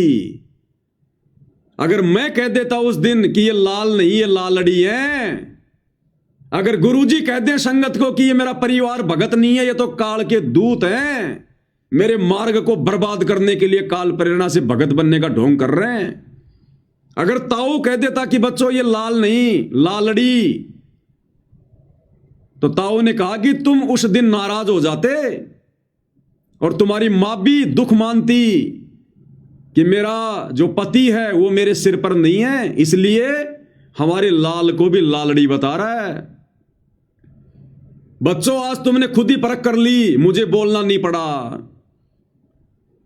तो इसी प्रकार सतगुरु रामपाल जी भगवान चाहते हैं कि ये नादान संगत मेरे ज्ञान को आधार बनाकर और अपनी आंखों से अपने इन गुरु भाइयों के, आश्रम वालों के, कोऑर्डिनेटरों के, गुरु जी के बेटा बेटी, भाई बंधु, रिश्तेदारों के कुक्रम देखकर, ये राजनीतियां देखकर, स्टेडियम देखकर, जाटों की धर्मशाला देखकर, गुंडों की सीबीआई जांच देखकर, जाटों का आरक्षण देखकर, अयोध्या का भंडारा देखकर, परशुराम की जयंती देखकर, सिरसा में नकली कबीर जयंती देखकर और दुनिया भर का ये अन्नपूर्णा के तहत पाखंड, आडंबर, ये सारे मनवस घटिया भक्ति विरुद्ध कुकर्मों को देखकर गुरुदेव भगवान सोच रहे हैं कि ये नादान संगत खुद ही फैसला कर ले तो ठीक है कि संगत में लाल कौन है और लालड़ी कौन है, ये आश्रम वाले कौन है और साथ संगति वाले कौन है, मुझे कहना ना पड़े। इसलिए गुरुदेव भगवान ने समय दिया संगत को बरवाला कांड के बाद, लेकिन ये नादान संगत उन दोनों भाइयों से भी गई गुजरी। अरे उन बच्चों ने तो एक ही झटके में लाल और लालड़ी की पहचान कर ली। इस नादान संगत को तो 10 साल से ऊपर का समय हो गया, आज तक ये पहचान नहीं कर पा रहे कि सात संगत वाले भाई बहन कौन है और ये शतलोक आश्रम वाले कौन है, लाल कौन है, लालड़ी कौन है। गुरु नहीं बताना चाहता। अगर गुरु कह दे कि आश्रम वाले काल प्रेरित हैं, बच्चों ये भगत नहीं है, तो ये संगत वाले अपने गुरुजी में दोष देखना शुरू कर देंगे, दोष देखना। इसलिए गुरुजी नहीं चाहते कि मैं दोषी बनूं, मैं ये बुराई मोल लूं। इसलिए गुरुदेव भगवान ने बरवाला कांड के बाद खुले सांड की तरह इन आश्रम वालों को भी बाहर छोड़ दिया और संगत को भी बाहर छोड़ दिया कि आपस में सींग मार मार के देख लो, घंटी बजा बजा के देख लो, भिड़ंत कर करके देख लो, कौन भगत है और कौन गुरु गद्दार है, कौन गुरु मुखी और कौन गुरु द्रोही है। लेकिन ये नादान संगत आज तक पहचान नहीं कर पा रही लाल और लालड़ी की, उन काल प्रेरित सतलोक आश्रम वालों की और साध संगति से जुड़े सत्सेवक भाई बहनों की। जबकि दिन रात वीडियो बनाए जा रहे हैं और दिन रात वो लोग भी अपने काले कुकर्म करते ही रहते हैं।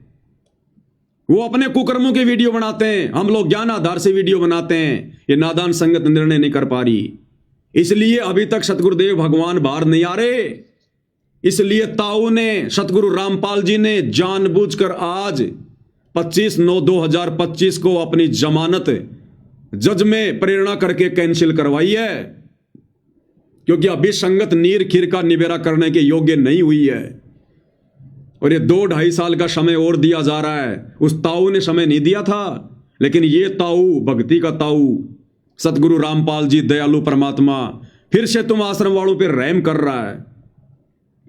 2-2.5 साल का समय तुम्हें और दिया जा रहा है, कर लेना विचार, अन्यथा फिर दुर्गति होगी, दुर्गति और गुरु की आंखों के सामने होगी। फिर तुम 100 दोष देखोगे गुरु मेर भक्ति में कि मैं तो आश्रमों में पाठ भी करवा रहा था, मैं तो ज्योति भी करवा रहा था, मैं तो हर समागम में हाजिरी भी लगा रहा था, मैं तो तारीखों पर भी जा रहा था, मैं तो अन्नपूर्णा मुहिम के तहत मकान बनाने के लिए मजदूरी भी कर रहा था। वो मजदूरी तुम काल की कर रहे थे, काल की, वो बेगार कर रहे थे, बेगार। सतगुरु भक्ति करवाने आता है, भक्तों से मजदूरी करवाने नहीं आता। यहां इन आश्रम वालों को मौका नहीं है बिल्कुल भी। आज 25/9/2025 को इनकी लास्ट लाइन थी, डेडलाइन। इस नादान संगत को मौका है थोड़ा, अगर संभल सको तो संभल लेना भाई और बहनों, नहीं तो दुर्गति दरवाजे पर खड़ी है, दुर्गति। सात संगति के वीडियो देखना शुरू कर दो, ज्ञान को आधार बना लो, भेड़ चाल में मत चलो, मत डरो, मत घबराओ कि नामखंड होगा। ये दुनिया भर की बकवाद जो आश्रम वाले तुमसे करवा रहे हैं, इससे तुम्हारे नामखंड नहीं हो रहे।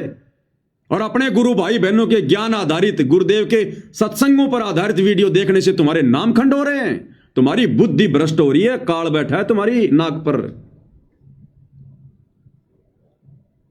तो हाथ जोड़ के विनती कर सकते हैं, प्रार्थना कर सकते हैं, क्योंकि हम सत्सेवक, तुम आश्रम वाले नादान भाई बहनों को अपना सगे भाई बहन से भी ज्यादा बढ़ के मानते हैं। ये आश्रम वाले नहीं मानते, सिवाय तुम्हें भेड़ बकरियों के अलावा, एक मजदूर के अलावा। इसलिए निस्वार्थ भाव से, क्योंकि तुम हमें कोई ज्योति का पैसा नहीं दे रहे, कोई पाठ का पैसा नहीं दे रहे, 10वें अंश का पैसा नहीं दे रहे, और ना हमारे को तुम्हारी भीख चाहिए, उसके बावजूद भी हम तुम लोगों को समझाने के लिए वीडियो बनाते हैं, तुम लोगों को समझाने के लिए जेल जा रहे हैं, मुकदमे झेल रहे हैं, मार पिटाई झेल रहे हैं, गालियां झेल रहे हैं इन आश्रम वालों की, और फिर भी तुम्हारी आंखें बंद है, तुम पहचान नहीं कर पा रहे सतगुरु का असली मार्ग, असली मिशन कहां से चल रहा है। गुरुद्रोही कौन है, गुरुमुखी कौन है। सतगुरु तो लाख बार कहेगा परीक्षा चल रही है, जैसी जेल में जाकर प्रार्थना करोगे वैसा ही जवाब देगा। बाहर संगत है, बाहर ये पवनदास है, और वीडियो बन रहे दिन रात। तुम्हारी आंखें फूटी पड़ी हैं क्या? अब क्या सतगुरु तुम्हारी आंखों में सूरमा डालेगा क्या? तब जाके तुम्हें दिखाई देगा। ये मोतियाबिंद का ऑपरेशन कर लो सात संगति की वीडियो देखकर, नहीं तो दुर्गति दरवाजे पर खड़ी है आश्रम वालों, दुर्गति दरवाजे पर। सतगुरु ये पाखंड देखने नहीं आता, पाखंड करवाने नहीं आता। तो विनती कर रहे हैं और विनती कर सकते हैं, इससे ज्यादा हमारे पास चारा नहीं है। ये मार पिटाई करना, लड़ाई झगड़ा करना, गुंडे मवालियों वाली हरकत करना, मुकदमेबाजी करना, ये तो इन सतलोक आश्रम वालों के घटिया कर्म है, सतसेवकों के नहीं है। हम तो अंत तक उसी मार्ग पर चलेंगे जो मार्ग गुरुदेव भगवान ने दिखाया है। तो विनती कर सकते हैं, प्रार्थना कर सकते हैं, इससे ज्यादा हमारे हाथ में कुछ नहीं है। बाकी तुम्हारे कर्म, क्योंकि सकल पदार्थ है जगमाही, कर्महीन नर पावत नाही। अब आज के संदेशे के बाद में कोई कर्महीन, कोई कर्म ठोक भगत होगा जो 5 मिनट बैठकर विचार नहीं करेगा। और अगर सच्चे हृदय से गुरु जी से अरदास करके कि हे दीनदयाल, हे गुरुदेव भगवान, बात तो बिल्कुल सही है, काम तो इन आश्रम वालों के द्वारा सारे मर्यादा तोड़वाने वाले हो रहे हैं, हे परमेश्वर दास का मार्गदर्शन करो, मुझ तुच्छ बुद्धि पर दया करो, हे मालिक मुझे सच्चाई से अवगत करवाओ। अगर सच्चे हृदय से, सच्ची नीयत से, नीर खीर का निवेरा करने की दृष्टि से अगर गुरुदेव भगवान के पास में 5 मिनट बैठकर भी चिंतन करोगे, अरदास करोगे, परमात्मा तुम्हें रास्ता दिखाएगा। और देखना शुरू कर दो सत्संगति की वीडियो। तुम अपने सतगुरु के गुलाम हो, सतगुरु के कलयुगी परिवार के गुलाम नहीं हो, इन कोऑर्डिनेटरों के गुलाम नहीं हो। अरे हम सत्सेवक भी तुम्हारे सामने, ना किसी आश्रम में जाते, ना किसी फर्जी नामदान सेंटर पर जाते, ना कहीं नाम शुद्ध करवाते, ना किसी को ज्योति और पाठ देते। इनको पात्रों के हाथों में ज्योति और पाठ का पैसा नहीं देते, इनके पीले पर्चों पर नहीं चलते, इनके घटिया कुकर्मों पर नहीं चलते, और ज्ञान को आधार बनाकर घर बैठकर मर्यादाओं में रहकर गुरु को परमेश्वर मानकर भक्ति कर रहे हैं। और तुम लोगों से लाख गुना ज्यादा इस भक्ति मार्ग पर आत्मिक शांति अगर किसी को है तो हम सत्सेवकों को है। अगर गुरुदेव भगवान की छप्पड़ फाड़ दया किसी पर है तो हम सत्सेवकों पर है। साध संगति से संकल्प नाम दीक्षा लेकर जुड़ा हुआ भगत और इन सतलोक आश्रमों से सार शब्द प्राप्त भगत, अगर उन दोनों की तुलना की जाए तो वो सार शब्द प्राप्त भगत मर्यादा, भक्ति और समर्पण भाव में उस संकल्प वाले भगत के पैर के नाखून के बराबर भी नहीं है, नाखून के बराबर भी। डिबेट करनी हो तो कभी ज्ञान आधार से डिबेट कर लेना, भक्ति भाव देखना हो, भगत का आचरण देखना हो, बोलचाल देखना हो, वो देख लेना। और कैसे समझाएं तुम्हें, प्रत्येक उदाहरण है तुम्हारे सामने, प्रत्येक उदाहरण है। और फिर भी नहीं समझोगे, फिर तुम्हारे जैसा निर्भाग कोई धरती पर नहीं। फिर तो परमात्मा कहते हैं कि ऐसे भक्तों को जन्म देने वाली मां को भी लानत है। पापी प्रभात ना बेटो, मुख देखे पाप लगे जिसका, 9 मास अपने गर्भ में कष्ट दिया, धिक्कार जन्म उसकी मां का। तो विचार कर लेना, अगर जरा भी ये तत्व ज्ञान की बूंद भी, गुरुदेव के तत्व ज्ञान की अगर एक बूंद भी तुम्हारे अगर भेजे में समाई है तो 5 मिनट बैठकर शांति से विचार कर लेना। ये आत्म कल्याण का मामला है। तुमको ये बढ़वागिरी करने के लिए सतगुरु रामपाल जी से उपदेश लेकर भक्ति नहीं कर रहे, तुम भक्ति के लिए कर रहे हो, आत्म कल्याण के लिए। और तुम्हें चिंता ही नहीं अपने आत्म कल्याण की। तुम्हें कोई भी ऐरा गहरा नथु बहरा एक पीला पर्चा निकाल कर कि मैं तुम्हारा कोऑर्डिनेटर हूं, मैं गुरुजी के परिवार वाला हूं, मैं आश्रम संचालक हूं, तुम्हारे को कुछ भी बोल देता और तुम भेड़ की तरह उनके पीछे पीछे हो लेते हो। कहां मर गई तुम्हारी कॉमन सेंस? अरे तुम्हारी आंखों के सामने वीडियो कॉल आती हैं इन आश्रमों में, और इन आश्रमों में प्रार्थना की जाती है, गुरुदेव वृक्षारोपण करने के लिए, पेड़ लगाने के लिए आज आश्रम में 5000 भगत आ गए। और तुम्हारी आंखों के सामने गुरुदेव भगवान कहते हैं फिर कि रे भगत तो इनमें 5 भी नहीं है, भगत तो इनमें 5 भी नहीं है। राजस्थान के सोजत आश्रम में जब इस प्रकार की प्रार्थना की गई कि गुरुजी पेड़ लगाने के लिए, वृक्षारोपण करने के लिए 5000 भगत आ गए, तो गुरुदेव ने कहा कि इनमें भगत तो 5 भी नहीं है। अरे कौन से ज्ञान में है ये? पेड़ लगाने के लिए तुम इकट्ठे हो रहे हो। ये भक्ति रूपी पेड़ लगाओ, भक्ति रूपी पेड़। ये बाकी पेड़ लगाने के लिए दुनिया बहुत है, और लगाना तो जाकर अपने खेत में लगा दो। आश्रमों में जमा होकर ड्रामा करने की क्या जरूरत है तुम्हें दुनिया वालों की तरह? तो भाई और बहनों विचार कर लेना, ये मौका नहीं मिलेगा। ये लास्ट एंड फाइनल मौका है गुरुदेव की तरफ से। संगत को, गुरुदेव के परिवार का मौका खत्म।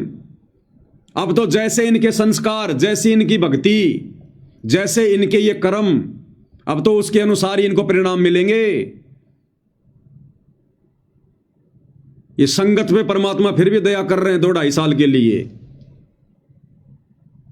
जितना जल्दी हो सके गुरु को परमात्मा मानकर, साथ संगति की वीडियो देखकर, ज्ञान को आधार बनाकर, अपने पूज्य गुरुदेव भगवान को अपना इष्ट मानकर, अपना आराध्य देव मानकर आरती करके उनको रिझाना शुरू कर दो, प्रसन्न करना शुरू कर दो। चवर करो श्रद्धा से गुरुदेव के ऊपर, चवर परमेश्वर मानकर, परमात्मा मानकर भोग लगाओ, भोग। भिखारी नहीं हो तुम। परमात्मा ने तुम्हारे कोई कमी छोड़ रखी है क्या, जो ये पाप का अन्न खा रहे हो बिना भोग लगाए?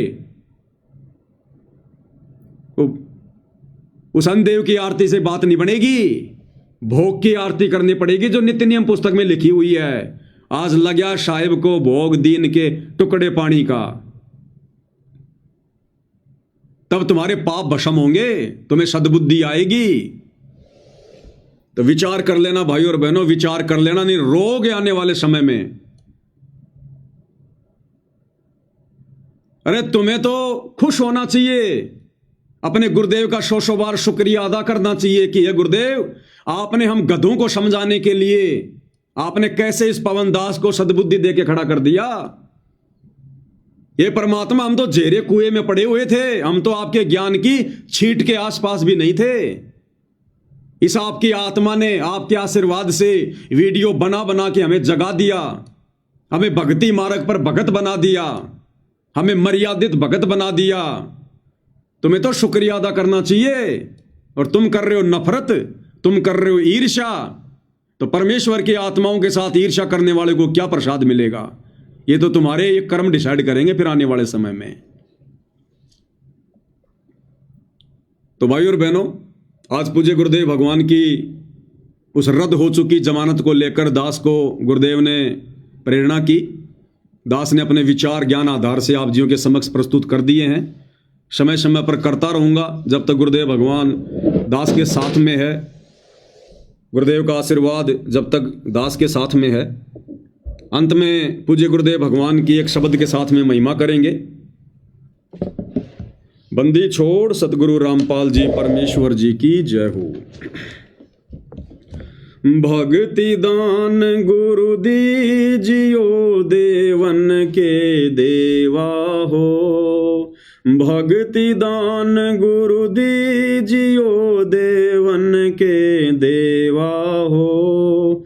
जन्म पाया भूलो नहीं करहूँ पद सेवा हो, जन्म पाया भूलो नहीं करहूँ पद सेवा हो। अरे आश्रम वालों, नाम दीक्षा लेने के बाद कभी जिंदगी में इस शब्द को शांति से घर पर दरबार में परमात्मा के चरणों में बैठकर कभी आत्मिक भाव से गाया है क्या? अरदास की है कभी तुमने परमात्मा से? सत्सेवक भाई बहन सुबह और शाम की आरती के बाद रोजाना ये शब्द परमात्मा के दरबार में खड़े होकर सह परिवार गाते हैं, अपने भगवान की आरती करते हुए थाली हाथ में लेकर, और भीख मांगते हैं भगवान से कि परमात्मा भक्ति भाव दो, श्रद्धा दो, मालिक हम तो भिखारी हैं आपके। भीख मांगनी पड़ेगी, अहंकार से बात नहीं बनेगी।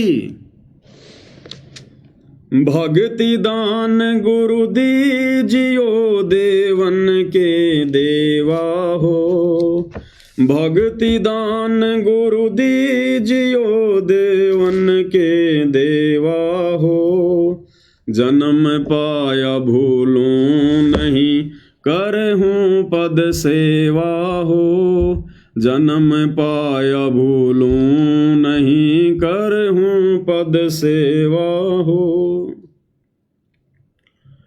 तीर्थ व्रत मैं नहीं करूं ना मंदिर पूजा हो, तीर्थ व्रत मैं नहीं करूं ना मंदिर पूजा हो, मनसा वाचा कर्मणा मोहे और न दूजा हो, मनसा वाचा कर्मणा मोहे और न दूजा हो, भक्ति दान गुरु दीजियो देवन के देवा हो, भक्ति दान गुरु दीजियो देवन के देवा हो, जन्म पाया भूलों नहीं करहूं पद सेवा हो। अष्ट सिद्धि और नौ निधि बैकुंठ कवासा हो, अष्ट सिद्धि और नौ निधि बैकुंठ कवासा हो,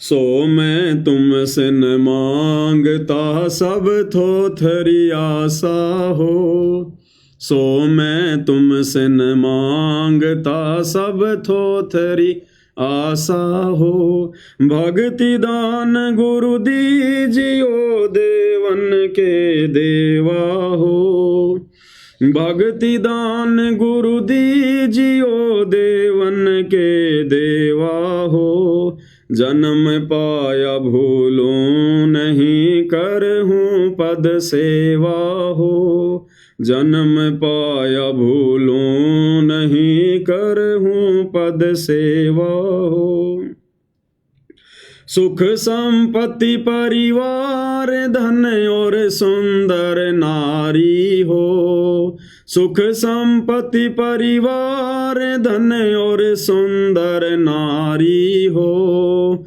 सपन में इच्छा नहीं करूं गुरु आण तुम्हारी हो, सपन में इच्छा नहीं करूं गुरु आण तुम्हारी हो, भक्ति दान गुरु दीजियो देवन के देवा हो, भक्ति दान गुरु दीजियो देवन के देवा हो, जन्म पाया भूलूं नहीं करहूं पद सेवा हो, जन्म पाया भूलूं नहीं करहूं पद सेवा।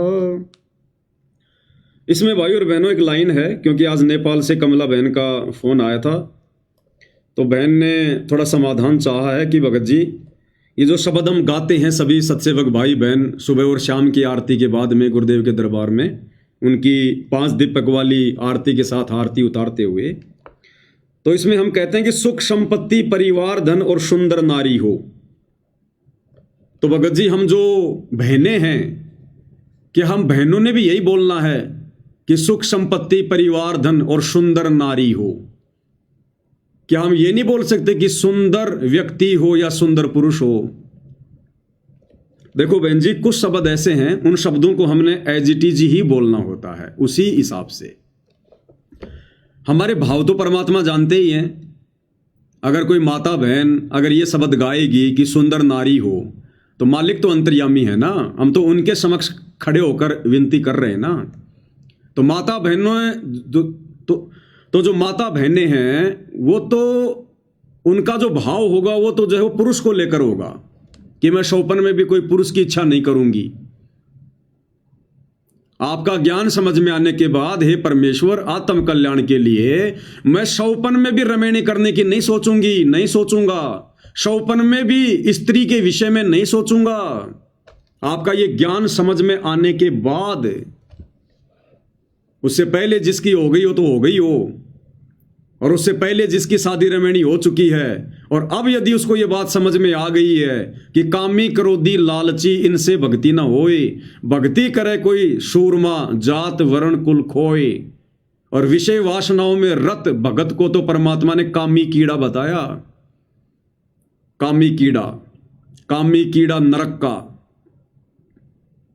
तो गुरुदेव भगवान को तो अच्छे से पता है, वे तो अंतर्यामी हैं कि माता बहनें क्या सोच रही हैं, क्या कहना चाहती हैं, उनके क्या भाव हैं।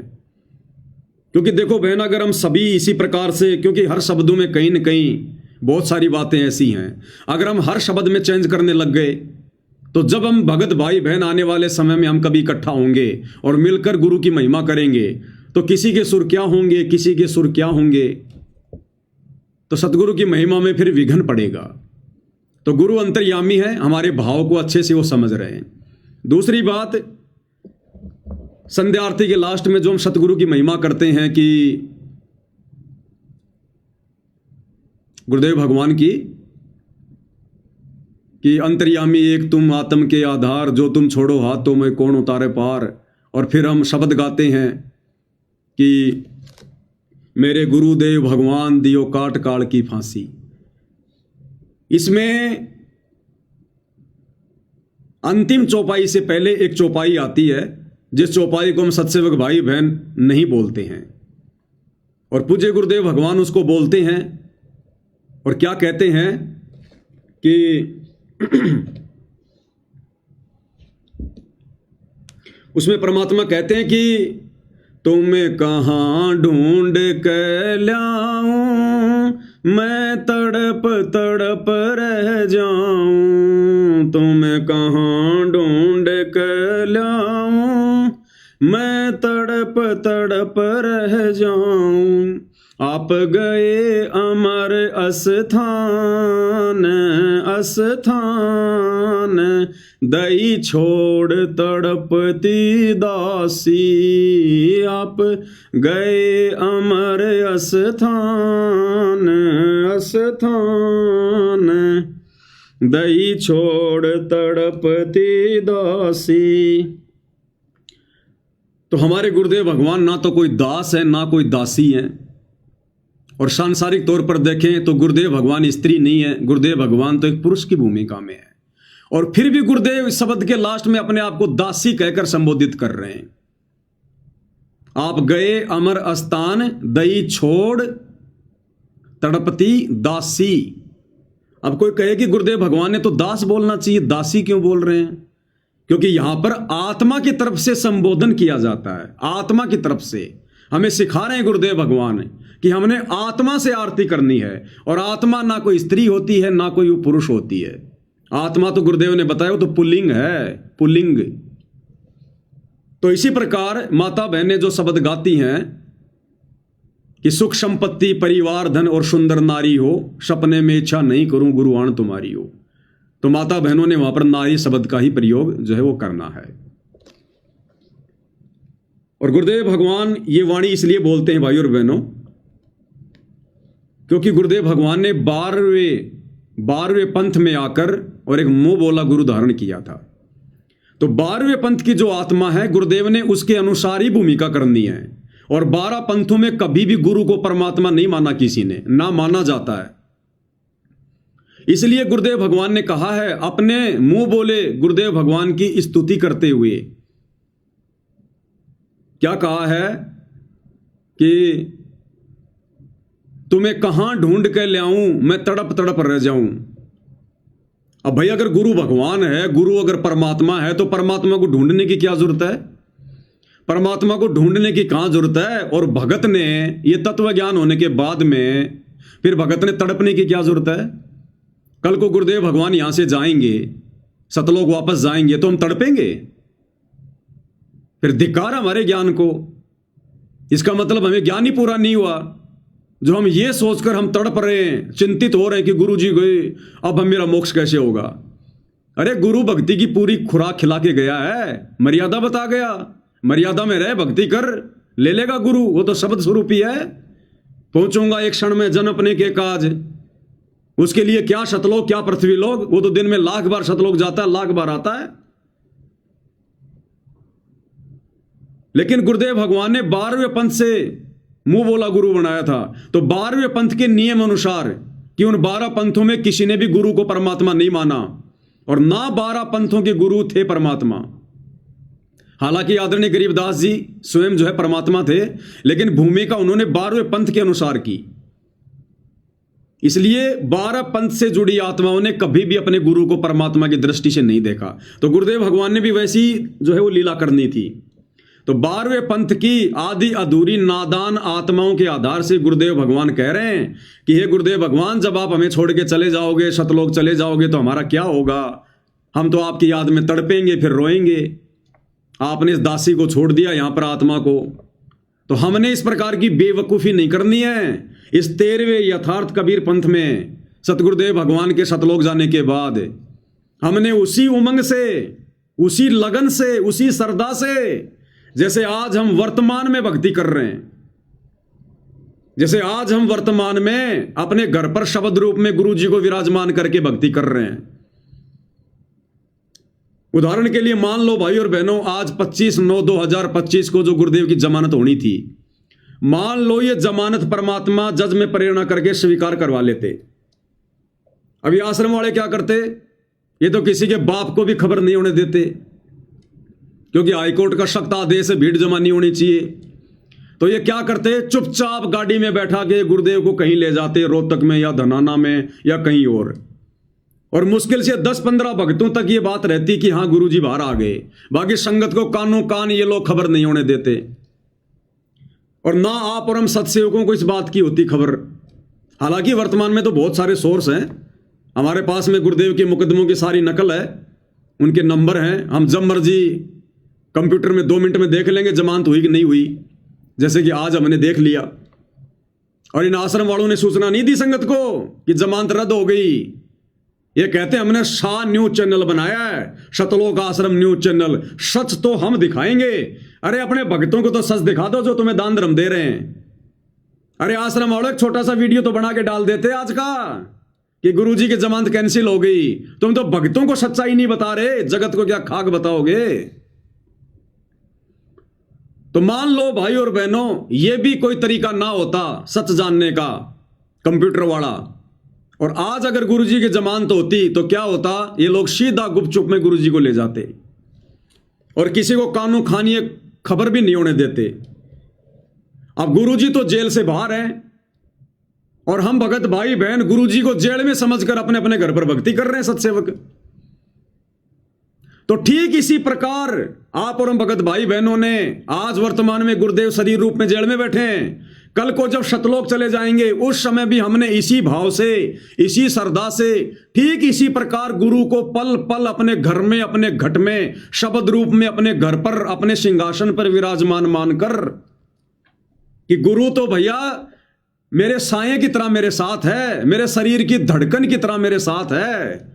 जो बच्चा गऊ की नजर में यूं साईं को संत, भक्तों के पीछे फिर भगत वत्सल भगवंत। अगर गुरु मेरे से दूर हो गया तो ये आरती की थाली एक बार भी नहीं घुमाई जा सकती, एक बार भी। तो ठीक हम सत्सेवक भाई बहनों ने कल को जब परमेश्वर अपनी लीला करके यहां से जाएंगे, आप और हमारे मन में तनिक भी नहीं आना चाहिए, तनिक भी, कि गुरुजी शतलोक गए। जरा भी मन में मायूसी नहीं होनी चाहिए, कोई दुख नहीं होना चाहिए। अगर जरा भी दुख हो गया, आंखों में आंसू आ गए, एक टपका भी अगर आंसू आ गए, ये सोचकर कि गुरुजी गए, वैसे चाहे गुरुदेव की याद में रोज रो, कितना ही रो, पानी बहा दो आंखों से जितना मर्जी, जितना पानी बहेगा उतने हमारे पाप कर्मों का नाश होगा। लेकिन मन में अगर यह सोचकर कि गुरुजी सतलोक गए, हमें छोड़ गए, अब मेरा क्या होगा, अगर एक आंसू भी आंख से आ गया, उस शरीर में मोक्ष नहीं होगा। फिर मोक्ष नहीं होगा, क्योंकि हमने गुरु को फिर मानुष मान लिया, हमने गुरु को हाड़ मांस में मान लिया, हमने गुरु को शब्द रूप में नहीं माना। फिर अन्यथा वो परमात्मा तो एक चुटकी बजाते भी देरी लगे। गुरुदेव भगवान ने बताया कि मन की गति से भी तेज गति है परमात्मा की। अब मन की गति क्या है भाई और बहनों? आकाशीय बिजली से ज्यादा तेज गति है। सॉरी, ये जो बिजली जो हमारे घरों में आती है ना, इसकी गति बहुत तेज है। और गुरुदेव भगवान ने क्या बताया कि ये जो बिजली हमारे जो घरों में आती है, लाइट, इसकी जो गति है ये बहुत तेज है। इसकी गति से भी तेज गति है आकाशीय बिजली की। आकाशीय बिजली से भी तेज गति है सूर्य के प्रकाश की, और सूर्य के प्रकाश से भी तेज गति है इसकी मन की। सूर्य के प्रकाश से भी तेज गति है मन की गति, और मन से भी कई लाखों गुना तेज गति है परमात्मा की। पहुंचूंगा क्षण एक में जन अपने के काज, हिरणाकुश उदर विदारिया नरसिंह जी धरलू साज। गोता मारू स्वर्ग में जा बैठूं पाताल, गरीबदास ढूंढता फिरू अपने हीरे मोती लाल। ये गलती हम सत्सेवकों ने नहीं करनी है। बहुत सारी संगत तो जब गुरुदेव भगवान लीला करके यहां से जाएंगे, उस समय फैल हो लेगी रो रो के, चिंता करके। ये सारे फॉर्मूले परमात्मा पहले तुम लोगों की नजरों में निकलवा रहे हैं। और कबीर सागर के सरलार्थ में भी वीडियो बनाते समय तुम्हें अच्छे से समझा दिया गया था। साफ साफ लिख रखा गुरुदेव ने वहां पर कि गुरुदेव के जाने के बाद गुरु को मरा हुआ ना समझें, पल पल अपने साथ में समझकर और अपने तीनों समय का अपना नित्य नियम, अपना सुमरण, अपनी भक्ति करते रहें कि गुरु सदा मेरे साथ में है। घटी ही में गंगा, घटी ही में जमुना, घटी ही में जगदीश सतगुरु तारेंगे। हमारी जो ये प्राण शक्ति है ना, ये हमारा गुरु है, ये पावर है। ये पावर, ये जो धड़कन धड़क रही है ना, इस शरीर में कोई डीजल नहीं है, कोई पेट्रोल नहीं है, कोई बैटरी नहीं लगा रखी। ये परमेश्वर की शक्ति है, ये पावर है परमात्मा की। ये बिजली कोई वैज्ञानिक नहीं बना सकता। जो बिजली जो बड़ी बड़ी फैक्ट्रियों को जो है वो चला देती है, वो बिजली क्या है जो एक तार के माध्यम से आ रही है? वो बिजली परमात्मा की गुप्त शक्ति है वो। तो हमारा जो शरीर चल रहा है, हम जो बोल रहे हैं, चल रहे हैं, देख रहे हैं, तो परमात्मा हमारे अंदर समाहित है। जैसे फूल के अंदर उसकी सुगंध होती है, इस शरीर में ऐसे ही परमात्मा बैठा है। सबके हृदय रूपी गुफा में बैठा है परमात्मा। हमने उनको शरीर में नहीं देखना। देही को सतगुरु कहे, यो तो धुंधर ज्ञान, चार दाग आवे नहीं वाको सतगुरु जान। हमने सतगुरु को शब्द रूप में देखना है, तब हमारी भक्ति सफल होगी, तब हम सतलोक जाएंगे। हमें परमात्मा शब्द रूप में सतलोक लेकर जाएगा। तो हम भक्तों के अंदर कोई भी कमजोरी नहीं रहनी चाहिए किसी भी प्रकार की। दुनिया चाहे उनको मानो समझे, भगत उनको मानो समझे, हमने ये गलती नहीं करनी है। तो गुरुदेव भगवान ने जो ये वाणी बोली है, तुम्हें कहां ढूंढ के लाऊं, मैं तड़प तड़प रह जाऊं, आप गए अमर स्थान दई छोड़ तड़पती दासी। तो ये वाणी हमने नहीं बोलनी, और ना हम बोलते, इसलिए हमने नई भक्ति बोध से इस वाणी को हटा दिया। ये परमात्मा दया कर रहे हैं भाई और बहनों। परमात्मा दास को प्रेरणा दे दे के नहीं, ये 20-20 साल से 30-30 साल से राजनीति करने वाले ये परम भगत है, इनके भेजे में एक शब्द भी नहीं आ रहा क्या और क्या नहीं है। ये आज भी ना आश्रमों में वही तोते की तरह बोलते हैं, तेरा रामपाल अज्ञान किया सतलोक का वासी। अपने भगवान को रोजाना सुबह शाम ये क्या बोलते हैं? अज्ञान, अज्ञानी। तो ये मालिक की विशेष दया हुई हम सत्सेवकों पर। तो हम भाई बहनों ने ये वाणी नहीं बोलनी, हम नहीं बोलते ये। और लास्ट की वाणी में भी हम केवल अपने गुरुदेव भगवान को महिमा देते हैं कि परमेश्वर सतगुरु रामपाल जी दाता, आपकी घनी अमोलक बातां। हम ये नहीं कहते स्वामी राम देवानंद जी दाता, आपकी घनी सतावे बातां। हमें क्या बातें सताएंगी? स्वामी राम देवानंद जी की कौन सी बात हमें सताएगी? हमने तो उनकी शकल भी नहीं देखी, हमने उनका कोई सत्संग नहीं सुना, हमने कभी उनसे बात नहीं करी। हम भक्तों को कौन सी बात उनकी सताएगी? और वो स्वामी हमारे थोड़ी हैं। अरे स्वामी राम देवानंद जी हमारे स्वामी थोड़ी हैं जो हम उनको स्वामी कहें। इसलिए हमने इस लाइन को भी हटा दिया और अपने गुरुदेव भगवान को महिमा दे दी। ये हमारी कॉमन सेंस की परीक्षा थी परमात्मा की तरफ से। कि परमेश्वर सतगुरु रामपाल जी दाता आपकी घणी अमोलक बातां, अमोलक यानी जिन बातों का कोई मोल ही नहीं है, अनमोल, और थारा पवन दास अज्ञान की जो सतलोक का वासी। हम इस प्रकार से अपने गुरु को महिमा देते हैं। धर्मदास की विनती समर्थ चित दीजो हो, धर्मदास की विनती समर्थ चित दीजो हो। तो यहां पर हमने धर्मदास जी की जगह अपना अपना नाम लेना है सबने। माता बहनों ने अपना नाम, भगत भाइयों ने अपना नाम। पवन दास की विनती समरथ चित दीजो हो, ये आना जाना निवार के अपना कर लीजो हो। ये आना जाना निवार के अपना कर लीजियो। हम विनती कर रहे हैं रोज, और परमात्मा क्या कहते हैं? राम नाम रटते रहो जब तक घट में प्राण, और कभू तो दीन दयाल के भिनक पड़ेगी कान। कि तुम विनती करते रहो, प्रार्थना करते रहो, महिमा करते रहो, कभी न कभी तो तेरे सतगुरु के कान में तेरी बात पड़ेगी। और जिस दिन ये बात पड़ गई उसी दिन तेरा उद्धार, तेरा कल्याण है। हालांकि सतगुरु तो रोज ही सुन रहे हैं, उनके कानों में तो रोज ही पड़ रही है, लेकिन जिस दिन परमात्मा हमारे को अंदर से देख लेगा कि अब ये आत्मा से, हृदय से, इस काल के कष्टों से दुखी होकर, परेशान होकर इस नकली 21 ब्रह्मांड को खोखा पुरुष समझकर हृदय से प्रार्थना कर रहा मोक्ष के लिए, ये नहीं रहना चाहता इस गंदे लोक में। जिस दिन वो प्रार्थना परमात्मा सुनेगा हमारे हृदय से निकली हुई, कहते हैं उसी दिन परमात्मा पार कर देगा यहां से। उसी दिन तुम कर दो पल में पार हो जा रजा थारी। तो वो प्रार्थना भी भाइयों और बहनों इसी प्रकार से निकलेगी जब हम रोजाना अपने गुरुदेव भगवान से विनती करेंगे, प्रार्थना करेंगे। एक दिन की प्रार्थना में नहीं बनती वो तड़प, वो कशक है। तो परमात्मा हमसे अभ्यास करवा रहे हैं। तो भाई और बहनों, पूज्य गुरुदेव भगवान की बहुत बड़ी मेहर, बहुत बड़ी रजा हम सभी सत्सेवक भाई बहनों पर। हमने किसी भी हाल में अपने विश्वास को नहीं तोड़ना है, डगमग नहीं होने देना है।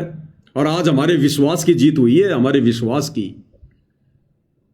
क्योंकि गुरुदेव भगवान को, अंतर्यामी को अच्छे से पता था कि जिन आत्माओं को मैंने तैयार किया है शतलोक से, शतलोक के लिए, सतयुग से लेकर वर्तमान समय तक, जो मेरे हीरे मोतीलाल है, मेरी विशेष आत्मा है, मेरे सत्सेवक बच्चे हैं, अंतर्यामी ने देख लिया कि उन्होंने ज्ञान आधार से अपना निर्णय पहले कर लिया है कि अगर गुरुदेव इन आश्रमों में आएंगे, इन आश्रम वालों के इसी प्रकार के विचारों के रहते सहते, तो वो सत्सेवक बच्चे इन आश्रमों में नहीं आने वाले। तो गुरुदेव भगवान ने निर्णय ले लिया, फिर क्या करूंगा उन आश्रमों में जाके, राजनीति क्यों जो है उन सेंटरों पर जाकर, जहां मेरी आत्मा ही नहीं आएगी, इनके बीच में जाके क्या करूंगा? इनसे तो मैं जेल में दुखी हूं, ये तो जेल में भी सुख का सांस नहीं लेने दे रहे। यहां भी रोज लड़ाई झगड़े की शिकायतें, प्रार्थनाएं। तो गुरुदेव भगवान ने यदि जमानत कैंसिल करवाई है अपने सत्सेवक बच्चों को और ज्यादा भक्ति में आगे बढ़ता हुआ देखने के लिए, दृढ़ करने के लिए, और इन आश्रम वालों को एक मौका देने के लिए कि नालायकों सुधर जाओ, नहीं तो खून के आंसू रोगे फिर आने वाले समय में।